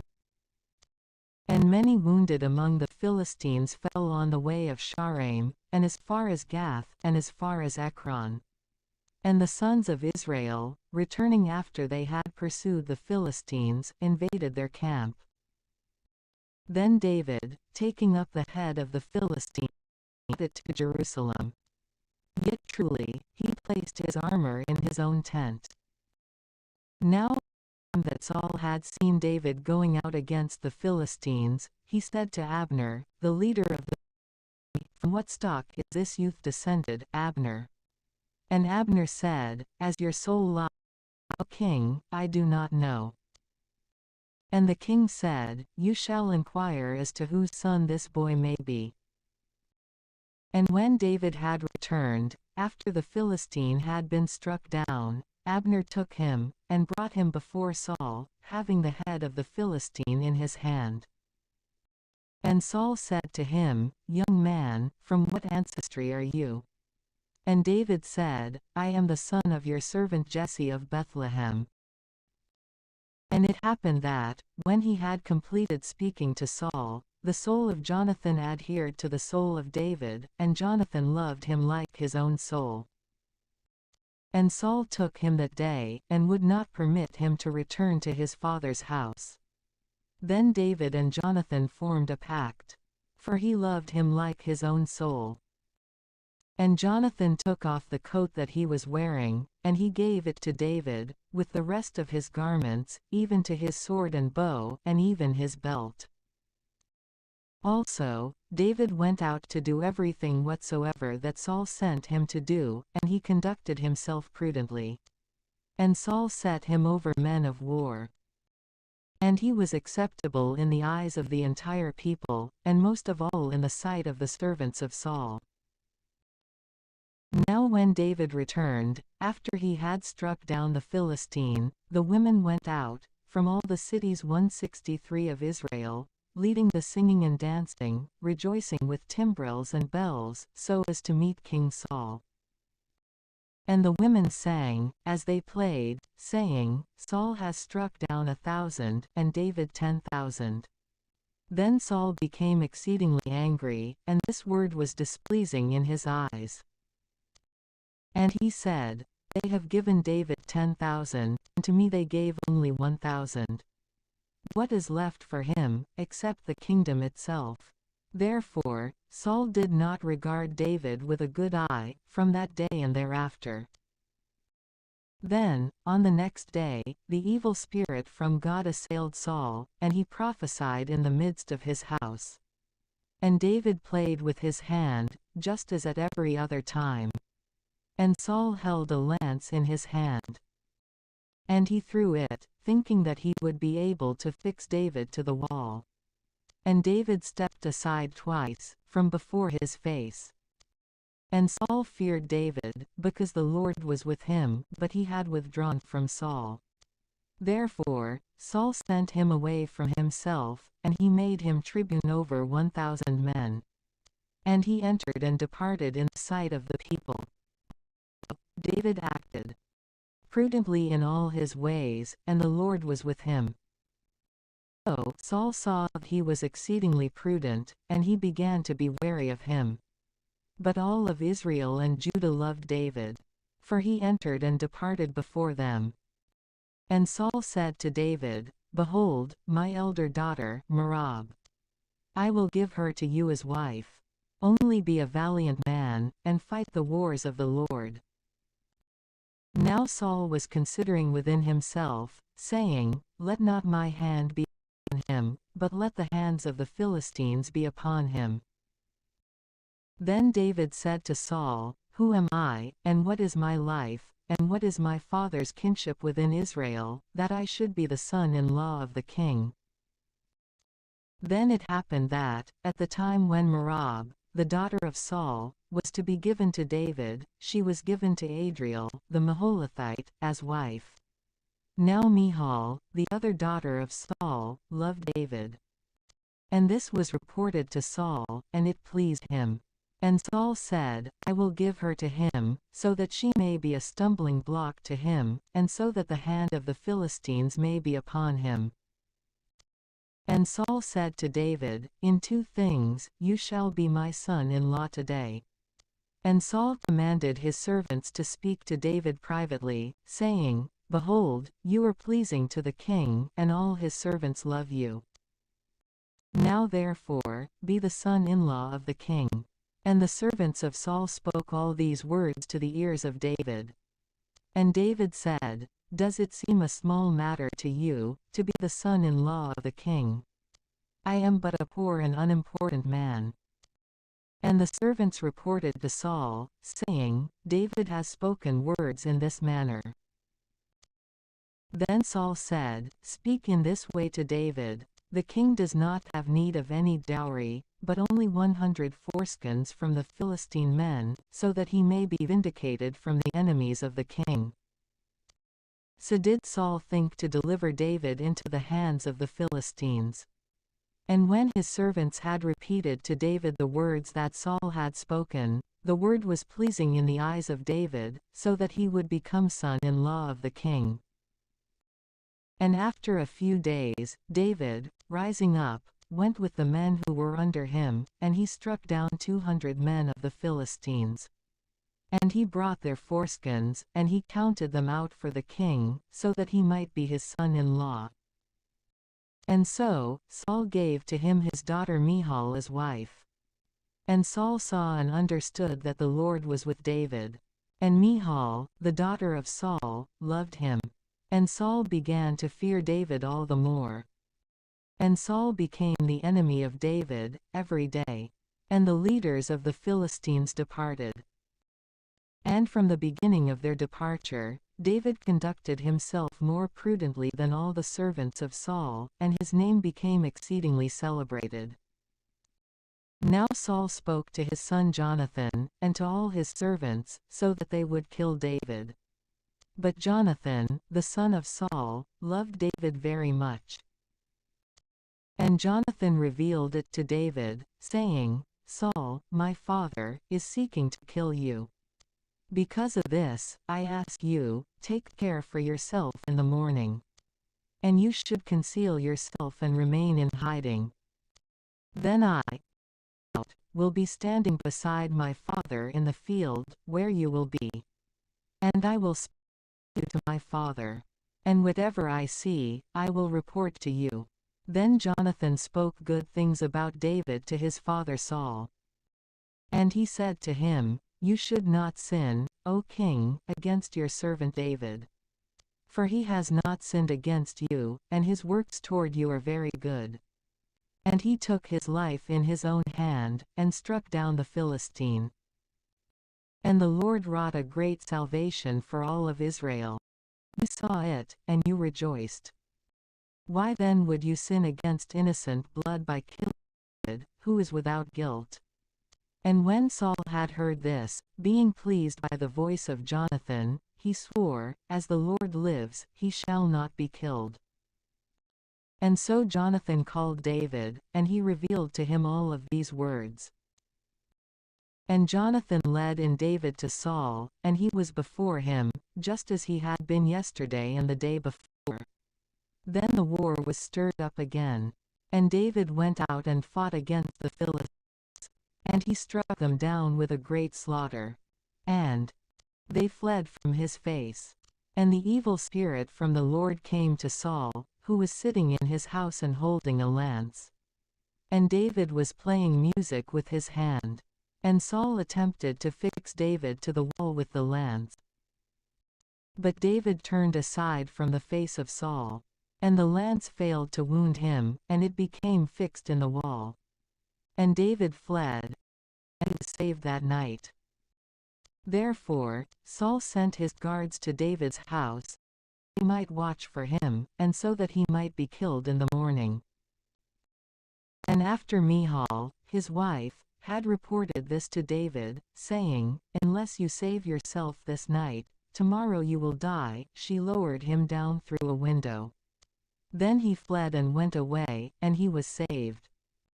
Then Michal took a statue, and placed it on the bed. And she placed the pelt of a goat for the hair at its head. And she covered it with cloth. And Saul sent attendants to seize David. And it was answered that he was sick. And again, Saul sent messengers to see David, saying, Bring him to me on a bed, so that he may be killed.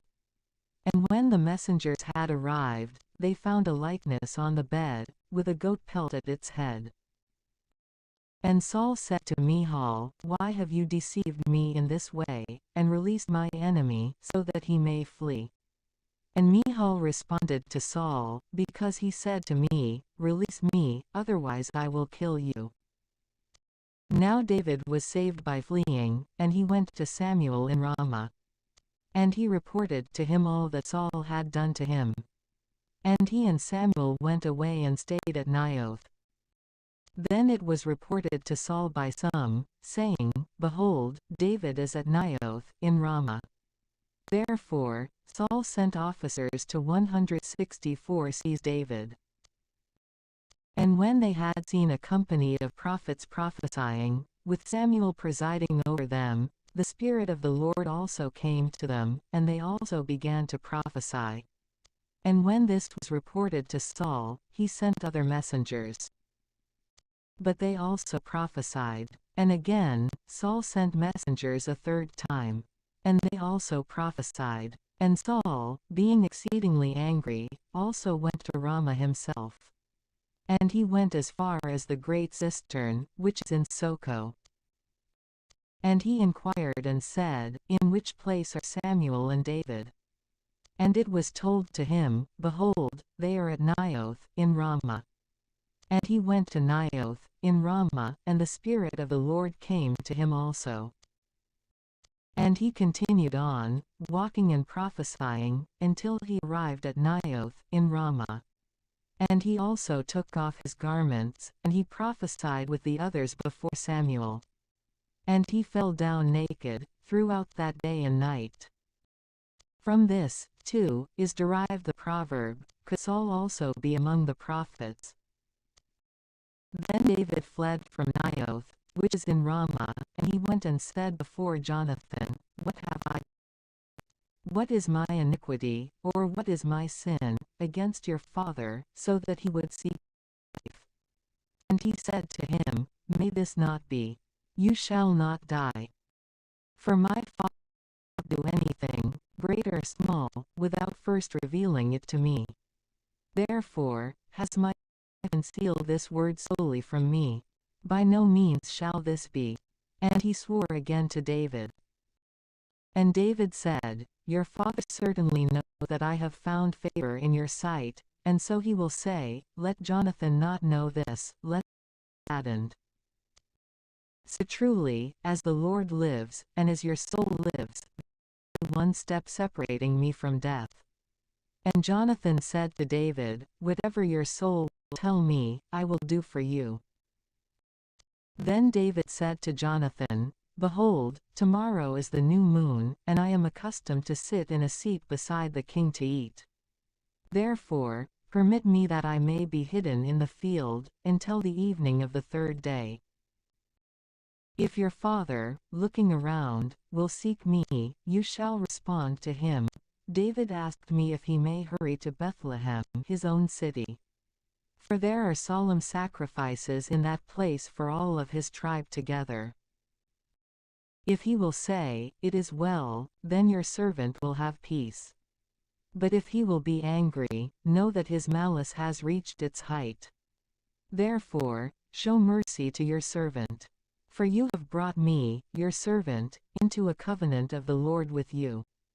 But if there is any iniquity in me, you may kill me, and you shall not lead me into your father." And Jonathan said, "May this be far from you. For certainly, if I ever realized that any wickedness was determined by my father against you, I would not be able to do anything other than report it to you." And David responded to Jonathan, "Who will repeat it to me, if your father may perhaps answer you harshly about me?" And Jonathan said to David, "Come, and let us go out into the field." And when they both had gone out into the field, Jonathan said before David, "O Lord, God of Israel, if I will discover a decision by my father, tomorrow, or the day after, and if there will be anything good concerning David, and yet I do not immediately send to you and make it known to you, may the Lord do these things to Jonathan, and may he add these other things. But if my father will have persevered in malice against you, I will reveal it to your ear, and I will send you away, so that you may go in peace, and so that the Lord may be with you, just as he was with my father. And if I live, you shall show the mercy of the Lord to me. Yet truly, if I die, you shall not take away your mercy from my house, even forever, when the Lord will have rooted out the enemies of David, each and every one of them, from the earth. May he take Jonathan from his house, and may the Lord require it from the hands of the enemies of David." Therefore, Jonathan formed a covenant with the house of David. And the Lord required it from the hands of the enemies of David. And Jonathan continued to swear to David, because he loved him. For he loved him like his own soul. And Jonathan said to him, "Tomorrow is the new moon, and you will be sought. For your seat will be empty until the day after tomorrow. Therefore, you shall descend quickly, and you shall go to the place where you are to be hidden, on a day when it is lawful to work, and you shall remain beside the stone that is called Ezel. And I will shoot 3 arrows near it, and I will cast them as if I were practicing for myself toward a mark. Also, I will send a boy, saying to him, 'Go and bring the arrows to me.' If I will say to the boy, 'Behold, the arrows are before you, take them up,' you shall approach before me, because there is peace for you, and there is nothing evil, as the Lord lives. But if I will have spoken to the boy in this way, behold, the arrows are away from you, then you shall go away in peace, for the Lord has released you. Now about the word that you and I have spoken, may the Lord be between you and me, even forever." Therefore, David was hidden in the field. And the new moon came. And when the king had sat down on his chair, which was beside Saul, Jonathan rose up, and Abner sat beside Saul, and David's place appeared empty. Saul did not say anything on that day, for he was thinking that perhaps something happened, so that he was not clean, or not purified. And when the second day after the new moon had begun to dawn, David's place again appeared empty. And Saul said to Jonathan, his son, "Why has the son of Jesse not arrived to eat, neither yesterday nor today?" And Jonathan responded to Saul, "He petitioned me earnestly that he might go to Bethlehem. He said, 'Permit me.' For there is a solemn sacrifice in the city. One of my brothers has summoned me. Now therefore, if I have found favor in your eyes, I will go quickly, and I will see my brothers. For this reason, he has not come to the table of the king." Then Saul, becoming angry against Jonathan, said to him, "You son of a woman, wantonly seizing a man. Could I be ignorant that you love the son of Jesse, to your own shame, and to the shame of your disgraceful mother? For all the days that the son of Jesse moves upon earth, neither you, nor your kingdom, will be secure. And so, send and bring him to me, here and now. For he is a son of death." Then Jonathan, answering his father Saul, said, "Why should he die? What has he done?" And Saul picked up a lance, so that he might strike him. And Jonathan understood that it had been decided by his father that David be put to death. Therefore, Jonathan rose up from the table in a rage of anger. And he did not eat bread on the second day after the new moon. For he was saddened over David, because his father had confounded him. 165. And when the morning had begun to dawn, Jonathan went into the field according to the agreement with David, and a young boy was with him. And he said to his boy, "Go, and bring to me the arrows that I shoot." And when the boy had run, he shot another arrow away from the boy. And so, the boy went to the place of the arrow which Jonathan had shot. And Jonathan cried out, from behind the back of boy, and said, "Behold, the arrow is there, farther away from you." And Jonathan cried out again, from behind the back of the boy, saying, "Go quickly. Do not stand still." Then Jonathan's boy collected the arrows, and he brought them to his lord. And he did not understand at all what was happening, for only Jonathan and David knew the matter. Then Jonathan gave his weapons to the boy, and he said to him, "Go, and carry them into the city." And when the boy had gone away, David rose up from his place, turned toward the south, and falling prone on the ground, he reverenced 3 times. And one another, they wept together, but David more so. Then Jonathan said to David, "Go in peace. And let us both keep all that we have ever sworn in the name of the Lord, saying, May the Lord be between me and you, and between my offspring and your offspring, even forever." And David rose up and went away. Jonathan entered into the city. Then David went into Nob, to the priest Ahimelech. And Ahimelech was astonished that David had arrived. And he said to him, "Alone, and no one is with you." And David said to the priest Ahimelech, "The king has instructed to me a word," and he said, "Let no one know the matter about which you have been sent by me, and what type of instructions I have given to you. For I have also summoned servants to one and another place. Now therefore, if you have anything at hand, even 5 loaves of bread, or whatever you may find, give it to me." And the priest, responding to David, said to him, I have no common hand, but only holy bread. Are the young men clean, especially from women? And David responded to the priest, and said to him, Indeed, as concerns being with women, we have abstained since yesterday and the day before, when we departed, and so the vessels of the young men have been holy. And although this journey, it will also be sanctified today as concerns the vessels. Therefore, the priest gave to him sanctification. For there was no bread there, but only the bread of the presence, which had been away from before the face of the Lord, so that fresh loaves might be set up. Now a certain man among the servants of Saul was there on that day, inside the tabernacle of the Lord. And his name was Doeg, an Edomite, the most powerful among the shepherds of Saul. Then David said to Ahimelech, Do you have, here at hand, a spear or sword? For I did not take my own sword, or my own weapons with me.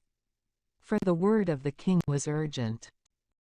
And the priest said, Behold, here is the sword of Goliath, the Philistine, whom you struck down in the valley of Terebinth. It is wrapped up in a cloak behind the ephod. If you wish to take this, take it. For there is nothing else here except this. And David said, There is nothing else like this, so give it to me. And so, David rose up, and he fled on that day from the face of Saul. And he went to Achish, the king of Gath.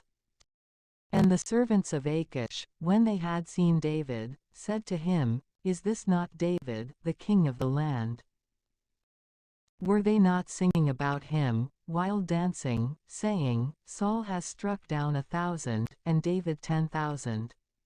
Then David took these words to his heart, and he became exceedingly afraid before the face of Achish, the king of Gath. And he altered his mouth before them, and he slipped down between their hands. And he stumbled against the doors of the gate. And his spit flowed down his beard. And Achish said to his servants, You saw that the man is insane. Why did you bring him to me? Or do we have need of those who are mad, so that you would bring in this one, to behave madly in my presence? How did this man get into my house? Then David went away from there, and he fled to the cave of Adullam. And when his brothers and all of his father's house had heard of it, they descended to him there. And all those left in distress, or oppressed by debt to strangers, or bitter in soul, gathered themselves to him. And he became their leader, and about 400 men were with him. And David set out from there to Mizpah, which is of Moab. And he said to the king of Moab, I beg you, let my father and my mother remain with you, until I know what God will do for me. And he left them before the face of the king of Moab. And they stayed with him for all the days that David was in the stronghold. And the prophet Gad said to David, Do not choose to stay in the stronghold. Set out and go into the land of Judah. And so, David set out, and he went into the forest of Hereth. And Saul heard that David, and the men who were with him, had been seen. Now while Saul was staying in Gibeah, and while he was in the forest that is in Ramah, holding a spear in his hand, with all his servants standing around him, he said to his servants who were assisting him, Listen now, you sons of Benjamin. Will the son of Jesse give to all of you fields and vineyards, and will he make all of you tribunes or centurions, so that you would all conspire against me, and so that there is no one to inform me, especially when even my son has formed a pact with the son of Jesse? There is no one among you who grieves for my situation, or who would report to me. For my son has raised up my servant against me, seeking to betray me, even to this day. Then Doeg, the Edomite, who was standing near, and who was first among the servants of Saul, responding, said, I saw the son of Jesse, in Nob, with Ahimelech, the son of Ahitub, the priest. And he consulted the Lord for him, and he gave him food. Moreover, he gave him the sword of Goliath, the Philistine. Then the king sent to summon Ahimelech, the priest, the son of Ahitub, and all of his father's house, the priests who were in Nob, and they all came before the king. And Saul said to Ahimelech, "Listen, son of Ahitub." He responded, "Here I am, Lord." And Saul said to him, "Why have you conspired against me, you and the son of Jesse? For you gave him bread and a sword, and you consulted the Lord for him, so that he might rise up against me, continuing as a traitor even to this day." And responding to the king, Ahimelech said, "But who among all your servants is as faithful as David? And he is the son-in-law of the king, and he goes forth at your order, and he is a glory within your house. Did I begin to 166 consult the Lord for him today? May this be far from me. Let not the king suspect this kind of thing against his servant, nor against anyone in all my father's house. For your servant did not know anything about this matter, either small or great." And the king said, "You shall die a death, Ahimelech, you and all your father's house." And the king said to the emissaries who were standing around him, "You shall turn, and put to death the priests of the Lord. For their hand is with David. They knew that he had fled, and they did not reveal it to me." But the servants of the king were not willing to extend their hands against the priests of the Lord. And the king said to Doeg, "You shall turn and rush against the priests." And Doeg, the Edomite, turned and rushed against the priests. And he massacred, on that day, 85 men, vested with the linen ephod. Then he struck Nob, the city of the priests, with the edge of the sword. He struck down men and women, little ones and infants, as well as ox and donkey and sheep, with the edge of the sword. But one of the sons of Ahimelech, the son of Ahitub, whose name was Abiathar, escaped and fled to David. And he reported to him that Saul had slain the priests of the Lord. And David said to Abiathar, "I knew, on that day when Doeg, the Edomite was there, that without doubt he would report it to Saul. I am guilty of all the souls of your father's house. You should remain with me. Do not be afraid, for he who seeks my life, seeks your life also, but with me you shall be saved." And they reported to David, saying, "Behold, the Philistines are fighting against Keilah, and they are plundering the grain stores." Therefore, David consulted the Lord, saying, "Shall I go and strike down these Philistines?" And the Lord said to David, "Go, and you shall strike down the Philistines, and you shall save Keilah." And the men who were with David said to him, "Behold, we continue in fear here in Judea, how much more so, if we go into Keilah against the troops of the Philistines?" Therefore, David consulted the Lord again. And responding, he said to him, "Up, and go into Keilah. For I will deliver the Philistines into your hand." For David and his men went into Keilah. And they fought against the Philistines, and they took away their cattle, and they struck them with a great slaughter. And David saved the inhabitants of Keilah. And in that time, when Abiathar, the son of Ahimelech, was in exile with David, he had descended to Keilah, having an ephod with him. Then it was reported to Saul that David had gone to Keilah. And Saul said, "The Lord has delivered him into my hands. For he is enclosed, having entered into a city which has gates and bars." And Saul instructed all the people to descend in order to fight against Keilah, and to besiege David and his men. And when David had realized that Saul had secretly fought evil against him, he said to Abiathar, the priest, "Bring the ephod." And David said, "O Lord God of Israel, your servant has heard a report that Saul is planning to go to Keilah, so that he may overturn the city because of me. Will the men of Keilah deliver into his hands? And will Saul descend, just as your servant has heard? O Lord God of Israel, reveal to your servant. And the Lord said, He will descend. And David said, Will the men of Keilah deliver me, and the men who are with me, into the hands of Saul? And the Lord said, They will deliver you. Therefore, David, and his men of about 600, rose up, and, departing from Keilah, they wandered here and there aimlessly. And it was reported to Saul that David had fled from Keilah, and was saved. For this reason, he chose not to go out. Then David stayed in the desert, in very strong places. And he stayed on a mount in the wilderness of Ziph, on a shady mount.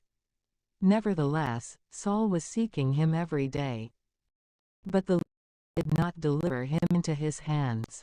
And David saw that Saul had gone out, so that he feared his life. Now David was in the desert of Ziph, in the woods. And Jonathan, the son of Saul, rose up and went to David in the woods, and he strengthened his hands in God. And he said to him, Do not be afraid.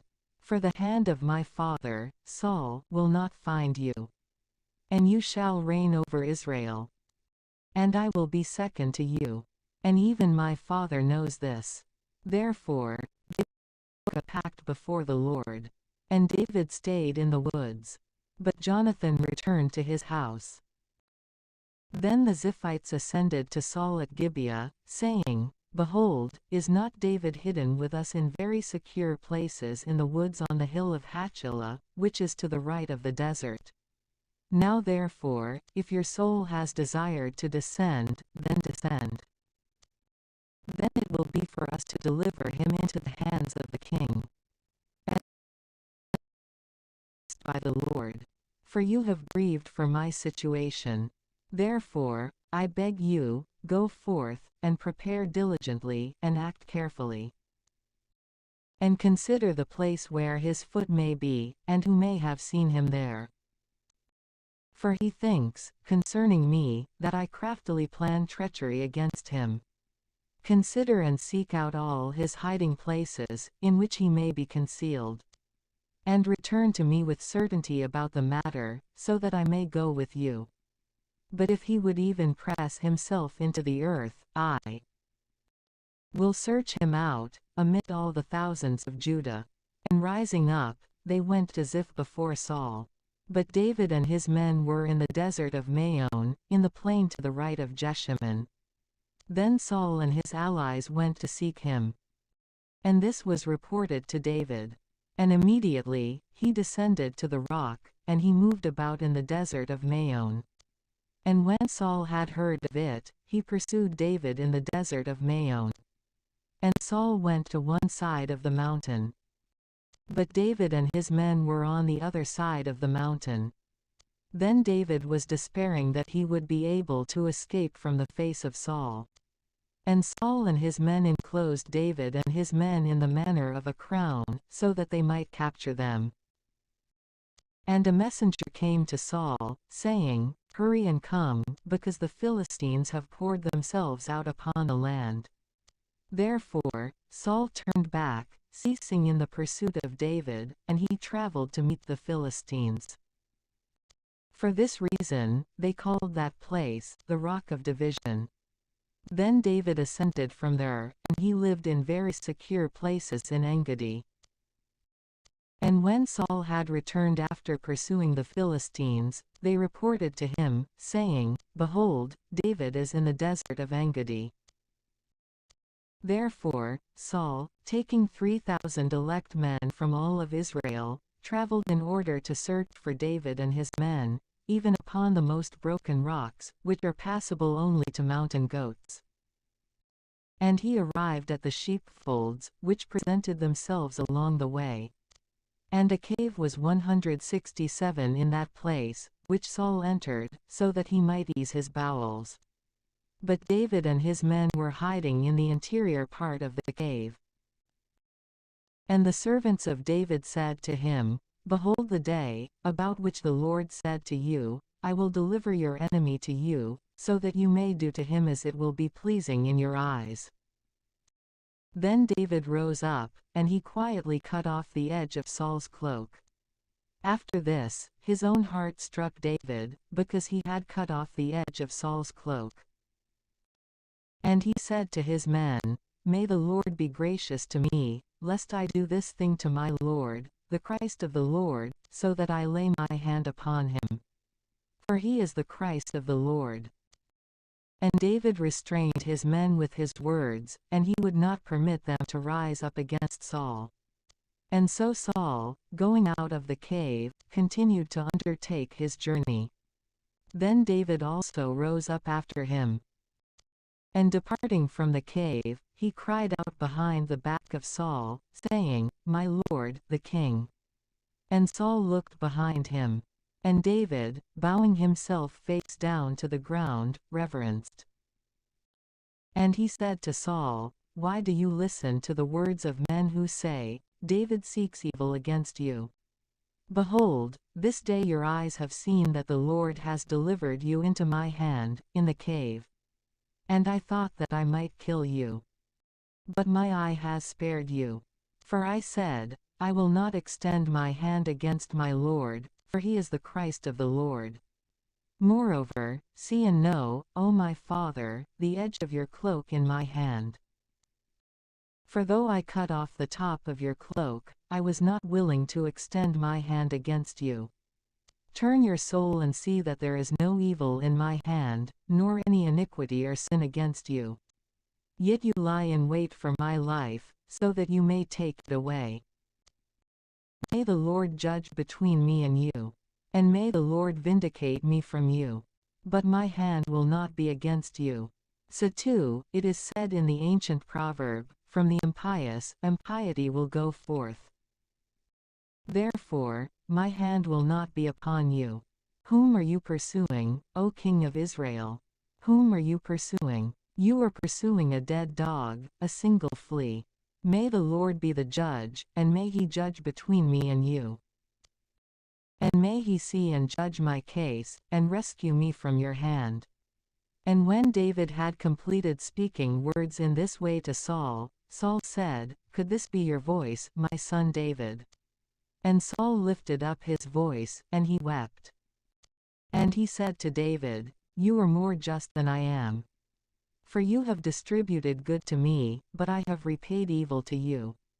And you have revealed this day the good that you have done for me, how the Lord delivered me into your hand, but you did not kill me. For who, when he will have found his enemy, will release him along a good path? So may the Lord repay you for this good turn, because you have acted on my behalf this day. And now I know certainly that you shall be king, and you shall have the kingdom of Israel in your hand. Swear to me in the Lord that you will not take away my offspring after me, nor take away my name from the house of my father. And David swore to Saul. Therefore, Saul went away to his own house. And David and his men ascended to places that were more secure. Then Samuel died, and all of Israel gathered together, and they mourned him. And they buried him at his house in Ramah. And David, rising up, descended to the desert of Paran. Now there was a certain man in the wilderness of Maon, and his possessions were at Carmel. And this man was exceedingly great. And 3,000 sheep, and 1,000 goats were his. And it happened that he was shearing his sheep at Carmel. Now the name of this man was Nabal. And the name of his wife was Abigail. And she was a very prudent and beautiful woman. But her husband was hard-hearted, and very wicked, and malicious. And he was of the stock of Caleb. Therefore, when David, in the desert, had heard that Nabal was shearing his sheep, he sent 10 young men, and he said to them, Ascend to Carmel, and go to Nabal, and greet him in my name peacefully. And you shall say, Peace be to my brothers and to you, and peace to your house, and peace to whatever you have. I have heard that your shepherds, who were with us in the desert, were shearing. We have never troubled them, nor was anything from the flock missing to them at any time, during the entire time that they have been with us in Carmel. Question your servants, and they will tell you. Now therefore, may your servants find favor in your eyes. For we have arrived on a good day. Whatever your hand will find, give it to your servants and to your son David. And when the servants of David had arrived, they spoke to Nabal all these words in the name of David. And then they were silent. But Nabal, responding to the servants of David, said, Who is David? And who is the son of Jesse? Today, servants who are fleeing from their lords are increasing. Therefore, shall I take my bread, and my water, and the meat of the cattle that I have slain for my shearers, and give it to men, when I do not know where they are from? And so the servants of David traveled back along their way. And returning, they went and reported to him all the words that he had said. Then David said to his servants, Let each one gird his sword. And each one girded his sword. And David also girded his sword. And about 400 men followed David, but 200 remained behind with the supplies.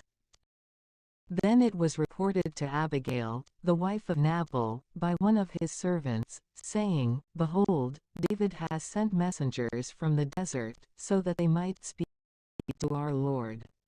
But he turned them away. These men were good enough to us, not troublesome. Neither did we ever lose anything, during the entire time that we conversed with them in the desert. They were a wall to us, as much in the night as in the day, during all the days that we were with them, pasturing the sheep. For this reason, consider and realize what you should do. For evil has been decided against your husband and against your house. And he is a son of Belial, so that no one is able to speak to him. And so Abigail hurried, and she took 200 loaves, and vessels of wine, and 5 cooked sheep, and 5 measures of cooked grain, and 100 clusters of dried grapes, and 200 masses of dried figs, and she set them upon donkeys. And she said to her servants, Go before me. Behold, I will follow after your back. But she did not reveal it to her husband, Nabal. And when she had climbed on a donkey, and was descending the mountain, David and his men were descending to meet her. And she met them. Said, Truly, in vain have I preserved all that was his in the wilderness, so that nothing perished out of all that belonged to him. And he has repaid evil to me for good. May God do these things, by the 168 enemies of David, and may he add these other things, if I leave behind until morning, out of all that belongs to him, anything that urinates against a wall. Then, when Abigail had seen David, she hurried and descended from the donkey. And she fell upon her face before David, and she reverenced on the ground. And she fell at his feet, and she said, May this iniquity be upon me, my lord. I beg you, let your handmaid speak to your ears, and listen to the words of your servant. Let not my lord, the king, I beseech you, set his heart upon this iniquitous man, Nabal. For in accord with his name, he is senseless, and foolishness is with him. But I, your handmaid, did not see your servants, my lord, whom you had sent. Now therefore, my lord, as your soul lives, and as the Lord lives, who has kept your hand to yourself, and has prevented you from coming to blood, now, let your enemies be like Nabal, and like all those who are seeking evil for my lord. Because of this, accept this blessing, which your handmaid has brought to you, my lord. And give it to the young men who follow you, my lord. Forgive the iniquity of your handmaid. For the Lord will surely make for you, my lord, a faithful house, because you, my lord, fight the battles of the Lord. Therefore, let no evil be found in you all the days of your life. For if a man, at any time, will rise up, pursuing you and seeking your life, the life of my Lord will be preserved, as if in the sheaf of the living, with the Lord your God. But the lives of your enemies will be spun around, as if with the force of a whirling sling. Therefore, when the Lord will have done for you, my Lord, all the good that he has spoken about you, and when he will have appointed you as leader over Israel, this will not be for you a regret or a scruple of the heart, my Lord, that you had shed innocent blood, or had taken revenge for yourself. And when the Lord will have done well for my Lord, you shall remember your handmaid. And David said to Abigail, Blessed is the Lord, the God of Israel, who sent you this day to meet me. And blessed is your eloquence. And blessed are you, who prevented me today from going to blood, and from taking revenge for myself with my own hand. But instead, as the Lord God of Israel lives, he has prevented me from doing evil to you. But if you had not come quickly to meet me, there would not have been left to Nabal by the morning light, anything that urinates against a wall. Then David received from her hand all that she had brought to him. And he said to her, Go in peace to your own house. Behold, I have heeded your voice, and I have honored your face. Then Abigail went to Nabal. Behold, he was holding a feast for himself in his house, like the feast of a king. Nabal was cheerful, for he was greatly inebriated. And she did not reveal a word to him, small or great, until morning. Then, at first light, when Nabal had digested his wine, his wife revealed to him these words, and his heart died. He became like a stone. And after 10 days had passed, the Lord struck him, and he died. And when David had heard that Nabal was dead, he said, Blessed is the Lord, who has judged the case of my reproach at the hand of Nabal, and who has preserved his servant from evil. And the Lord has repaid the malice of Nabal upon his own head. Then David sent and he spoke with Abigail, so that he might take her to himself as wife. And David's servants went to Abigail at Carmel, and they spoke to her, saying, David has sent us to you, so that he might take you to himself as wife. And rising up, she reverenced prone on the ground, and she said, Behold, let your servant be a handmaid, to wash the feet of the servants of my Lord.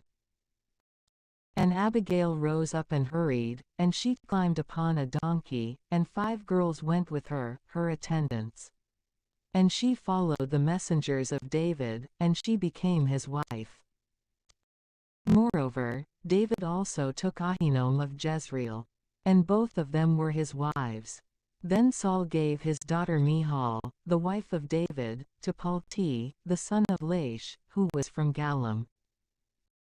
And the Ziphites went to Saul at Gibeah, saying, Behold, David is hidden on the hill of Hachilah, which is opposite the wilderness. And Saul rose up, and he descended into the desert of Ziph, and with him 3,000 elect men of Israel, so that he might seek David in the desert of Ziph. And Saul encamped at Gibeah on Hachilah, which was opposite the wilderness on the way. But David was living in the desert. Then, seeing that Saul had arrived after him in the wilderness, he sent explorers, and he learned that he certainly had arrived in that place. And David rose up secretly, and he went to the place where Saul was. And when he had seen the place where Saul was sleeping, and Abner, the son of Ner, the leader of his military, in a tent, and the remainder of the common people all around him, David spoke to Ahinoam the Hittite, and to Abishai, the son of Zeruiah, the brother of Joab, saying, Who will descend with me to Saul in the camp? And Abishai said, I will descend with you. Therefore, David and Abishai went to. They found Saul lying down and sleeping his spear fixed in the ground at his head. And Abner and the people were sleeping around him. And Abishai said to David, God has enclosed your enemy this day in your hands. Now therefore, I will pierce him with my lance, through to the ground, once, and there will not need to be a second. And David said to Abishai, You shall not kill him. For who may extend his hand against the Christ of the Lord, and yet be innocent? And David said, As the Lord, unless the Lord himself will strike him, or unless his day to die will have arrived, or unless, descending into battle, he will perish, may the Lord be gracious to me, so that I may not extend my hand against the Christ of the Lord. Now therefore, take the spear that is at his head, and the cup of water, and let us go. And so, David took the spear, and the cup of water that was at Saul's head, and they went away. And there was no one who saw it, or realized it, but they were all sleeping. For a deep sleep from the Lord had fallen over them. And when David had crossed over to the opposite side, and had stood upon the top of the hill far away, so that there was a great interval between them, David cried out to the people, and to Abner, the son of Ner, saying, Will you not respond, Abner? And responding, Abner said, Who are you, that you would cry out and disquiet the king? And David said to Abner, Are you not a man? And who else is like you in Israel? Then why have you not guarded your lord the king? One of the people entered, so that he might kill the king, your lord. This is not good, what you have done. As the Lord lives, you are sons of death, because you have not guarded 169 your Lord, the Christ of the Lord. Now therefore, where is the king's spear, and where is the cup of water that was at his head? Then Saul recognized the voice of David, and he said, Is this not your voice, my son David? And David said, It is my voice, my lord the king. And he said, For what reason has my lord pursued his servant? What have I done? Or what evil is there in my hand? Now therefore, listen, I beg you, my lord the king, to the words of your servant. If the Lord has stirred you up against me, let him make the sacrifice fragrant. But if the sons of men have done so, they are accursed in the sight of the Lord, who has cast me out this day, so that I would not live within the inheritance of the Lord, saying, Go, serve strange gods.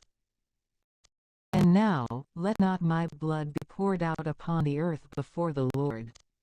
For the king of Israel has gone out, so that he might seek a flea, just as the partridge is pursued amid the mountains. And Saul said, I have sinned. Return, my son David. For I will never again do evil to you, because my life has been precious in your eyes this day. For it is apparent that I have acted senselessly, and have been ignorant of very many things. And responding, David said, Behold the king's spear. Let one of the servants of the king cross over and take it. And the Lord will repay each one according to his justice and faith. For the Lord has delivered you this day into my hand, but I was not willing to extend my hand against the Christ of the Lord.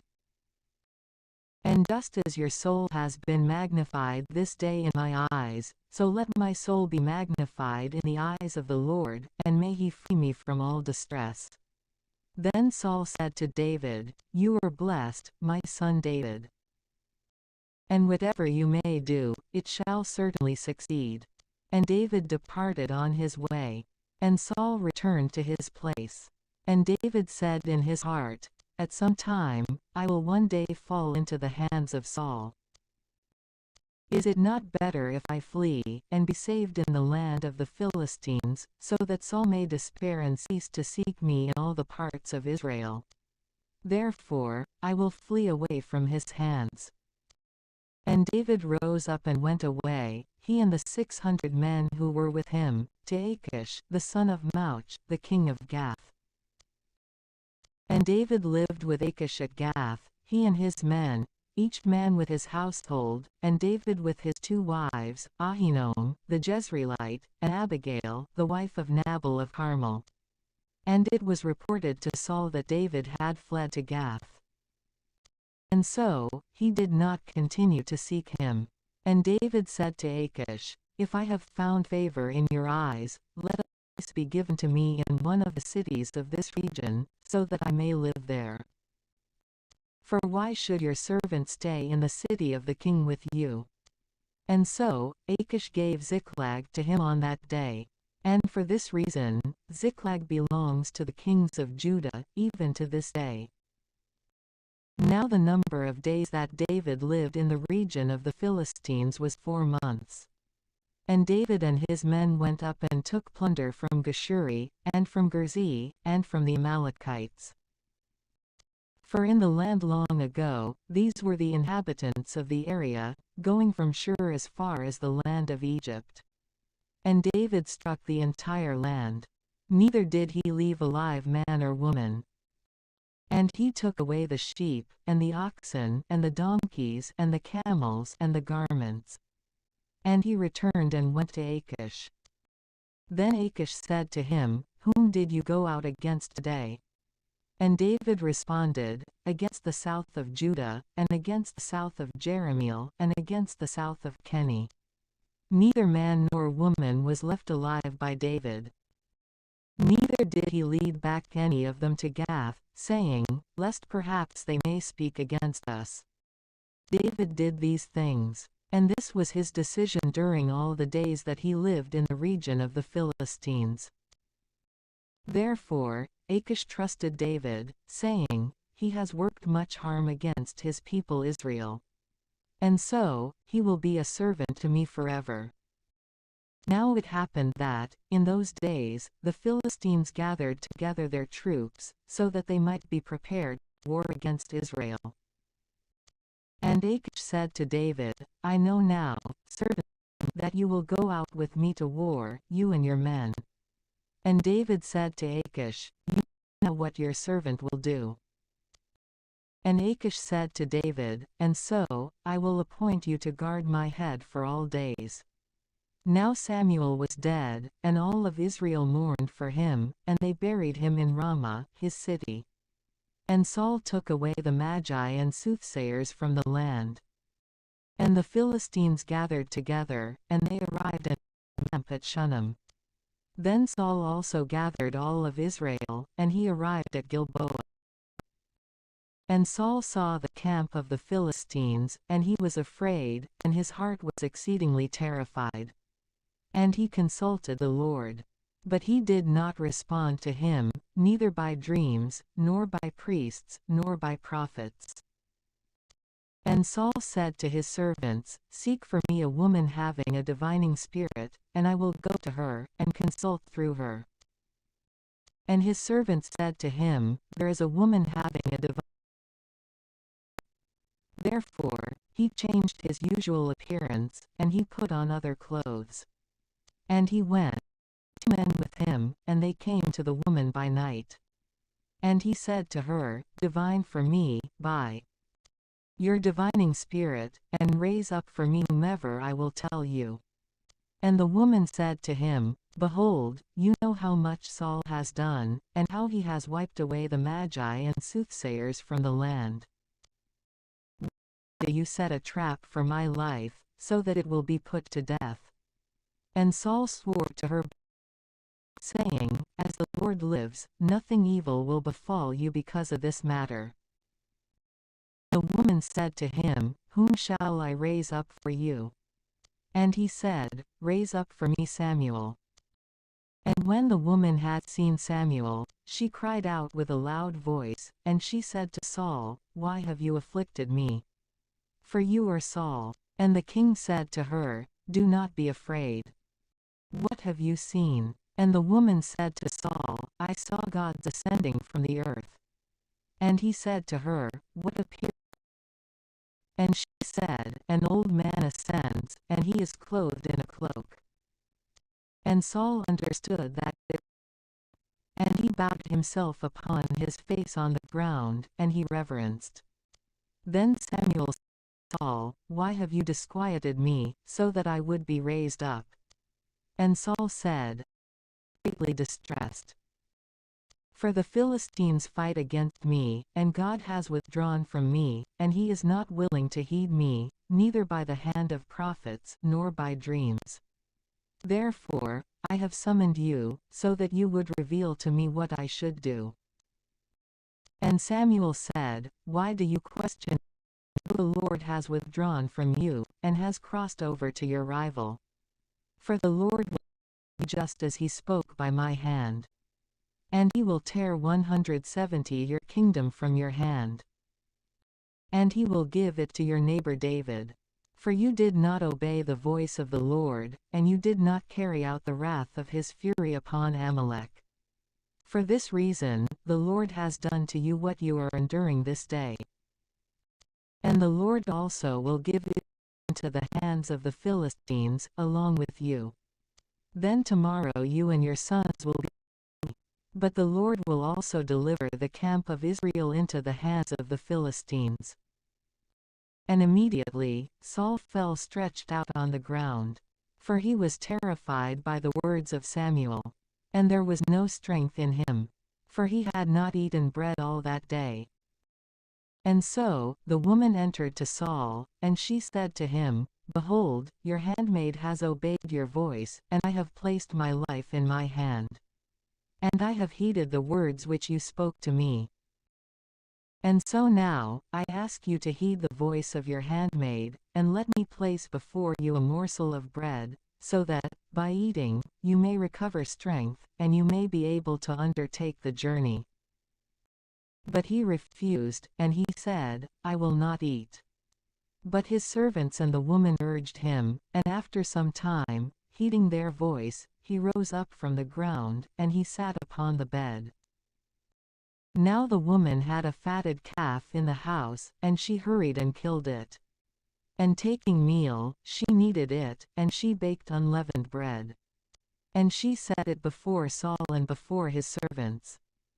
And when they had eaten, they rose up, and they walked all through that night. Then all the troops of the Philistines were gathered together at Aphek. Also made camp above the spring which is in Jezreel. And indeed, the Philistines advanced by hundreds and by thousands, but David and his men were in the rear with Achish. And the leaders of the Philistines said to Achish, "What do these Hebrews intend to do?" And Achish said to the leaders of the Philistines, "Could you be ignorant of David, who was the servant of Saul, the king of Israel, and who has been with me for many days, even years, and I have not found within him anything, from the day that he fled to me, even to this day?"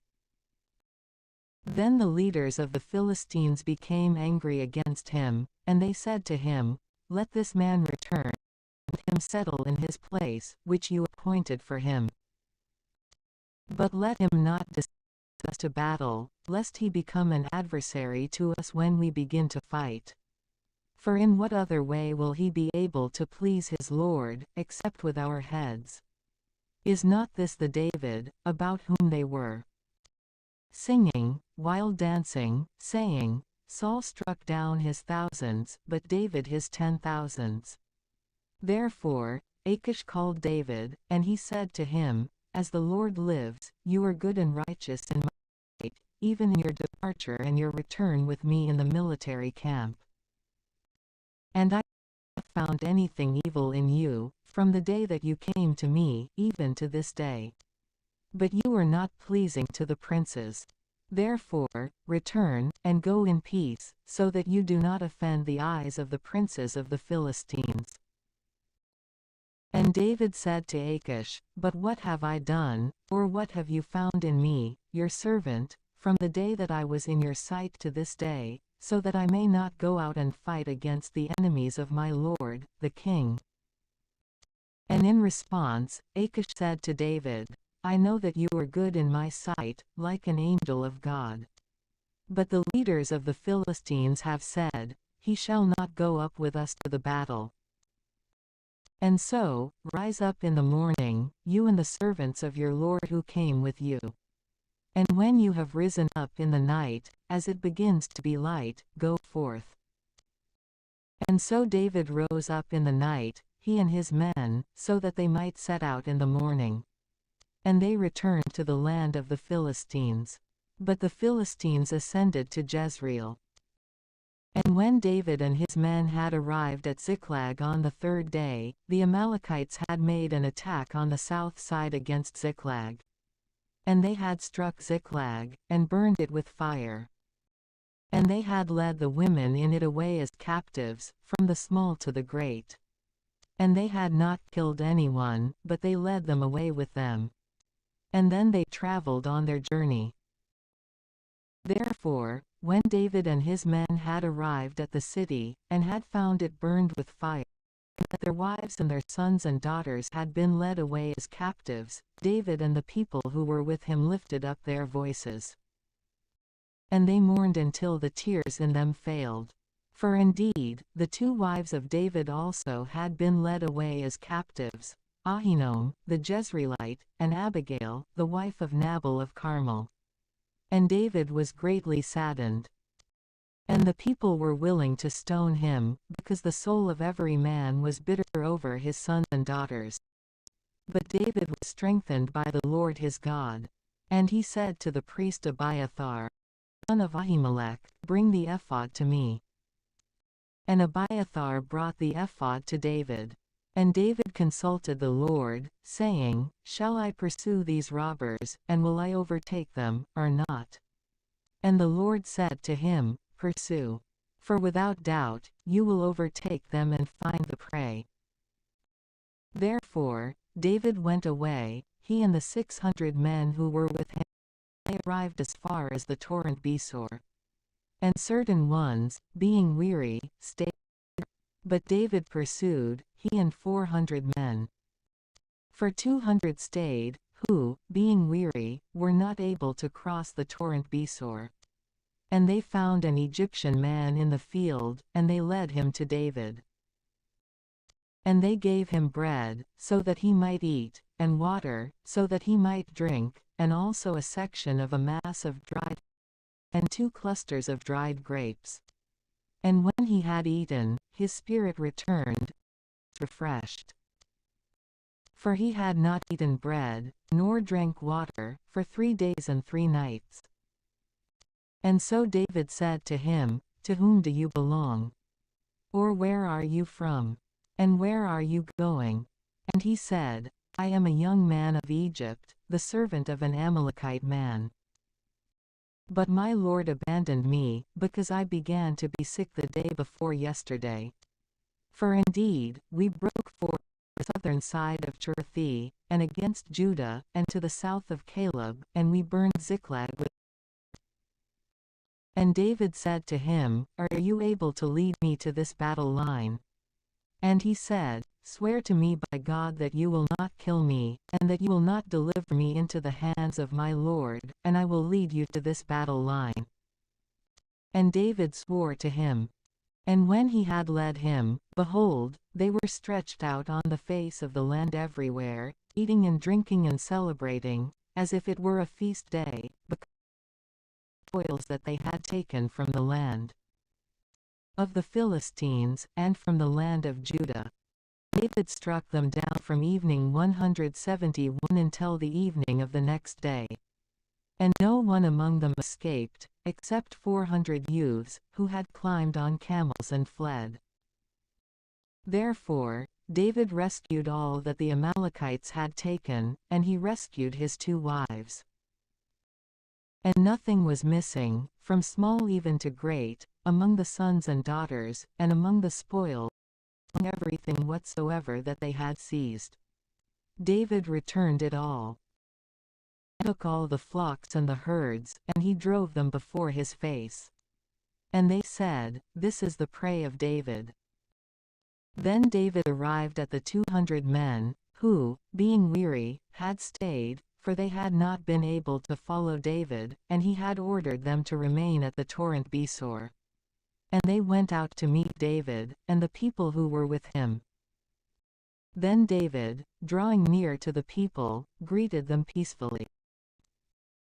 And all the wicked and iniquitous men, out of the men who had gone with David, said, Since they did not go with us, we will not give to them anything from the prey that we have rescued.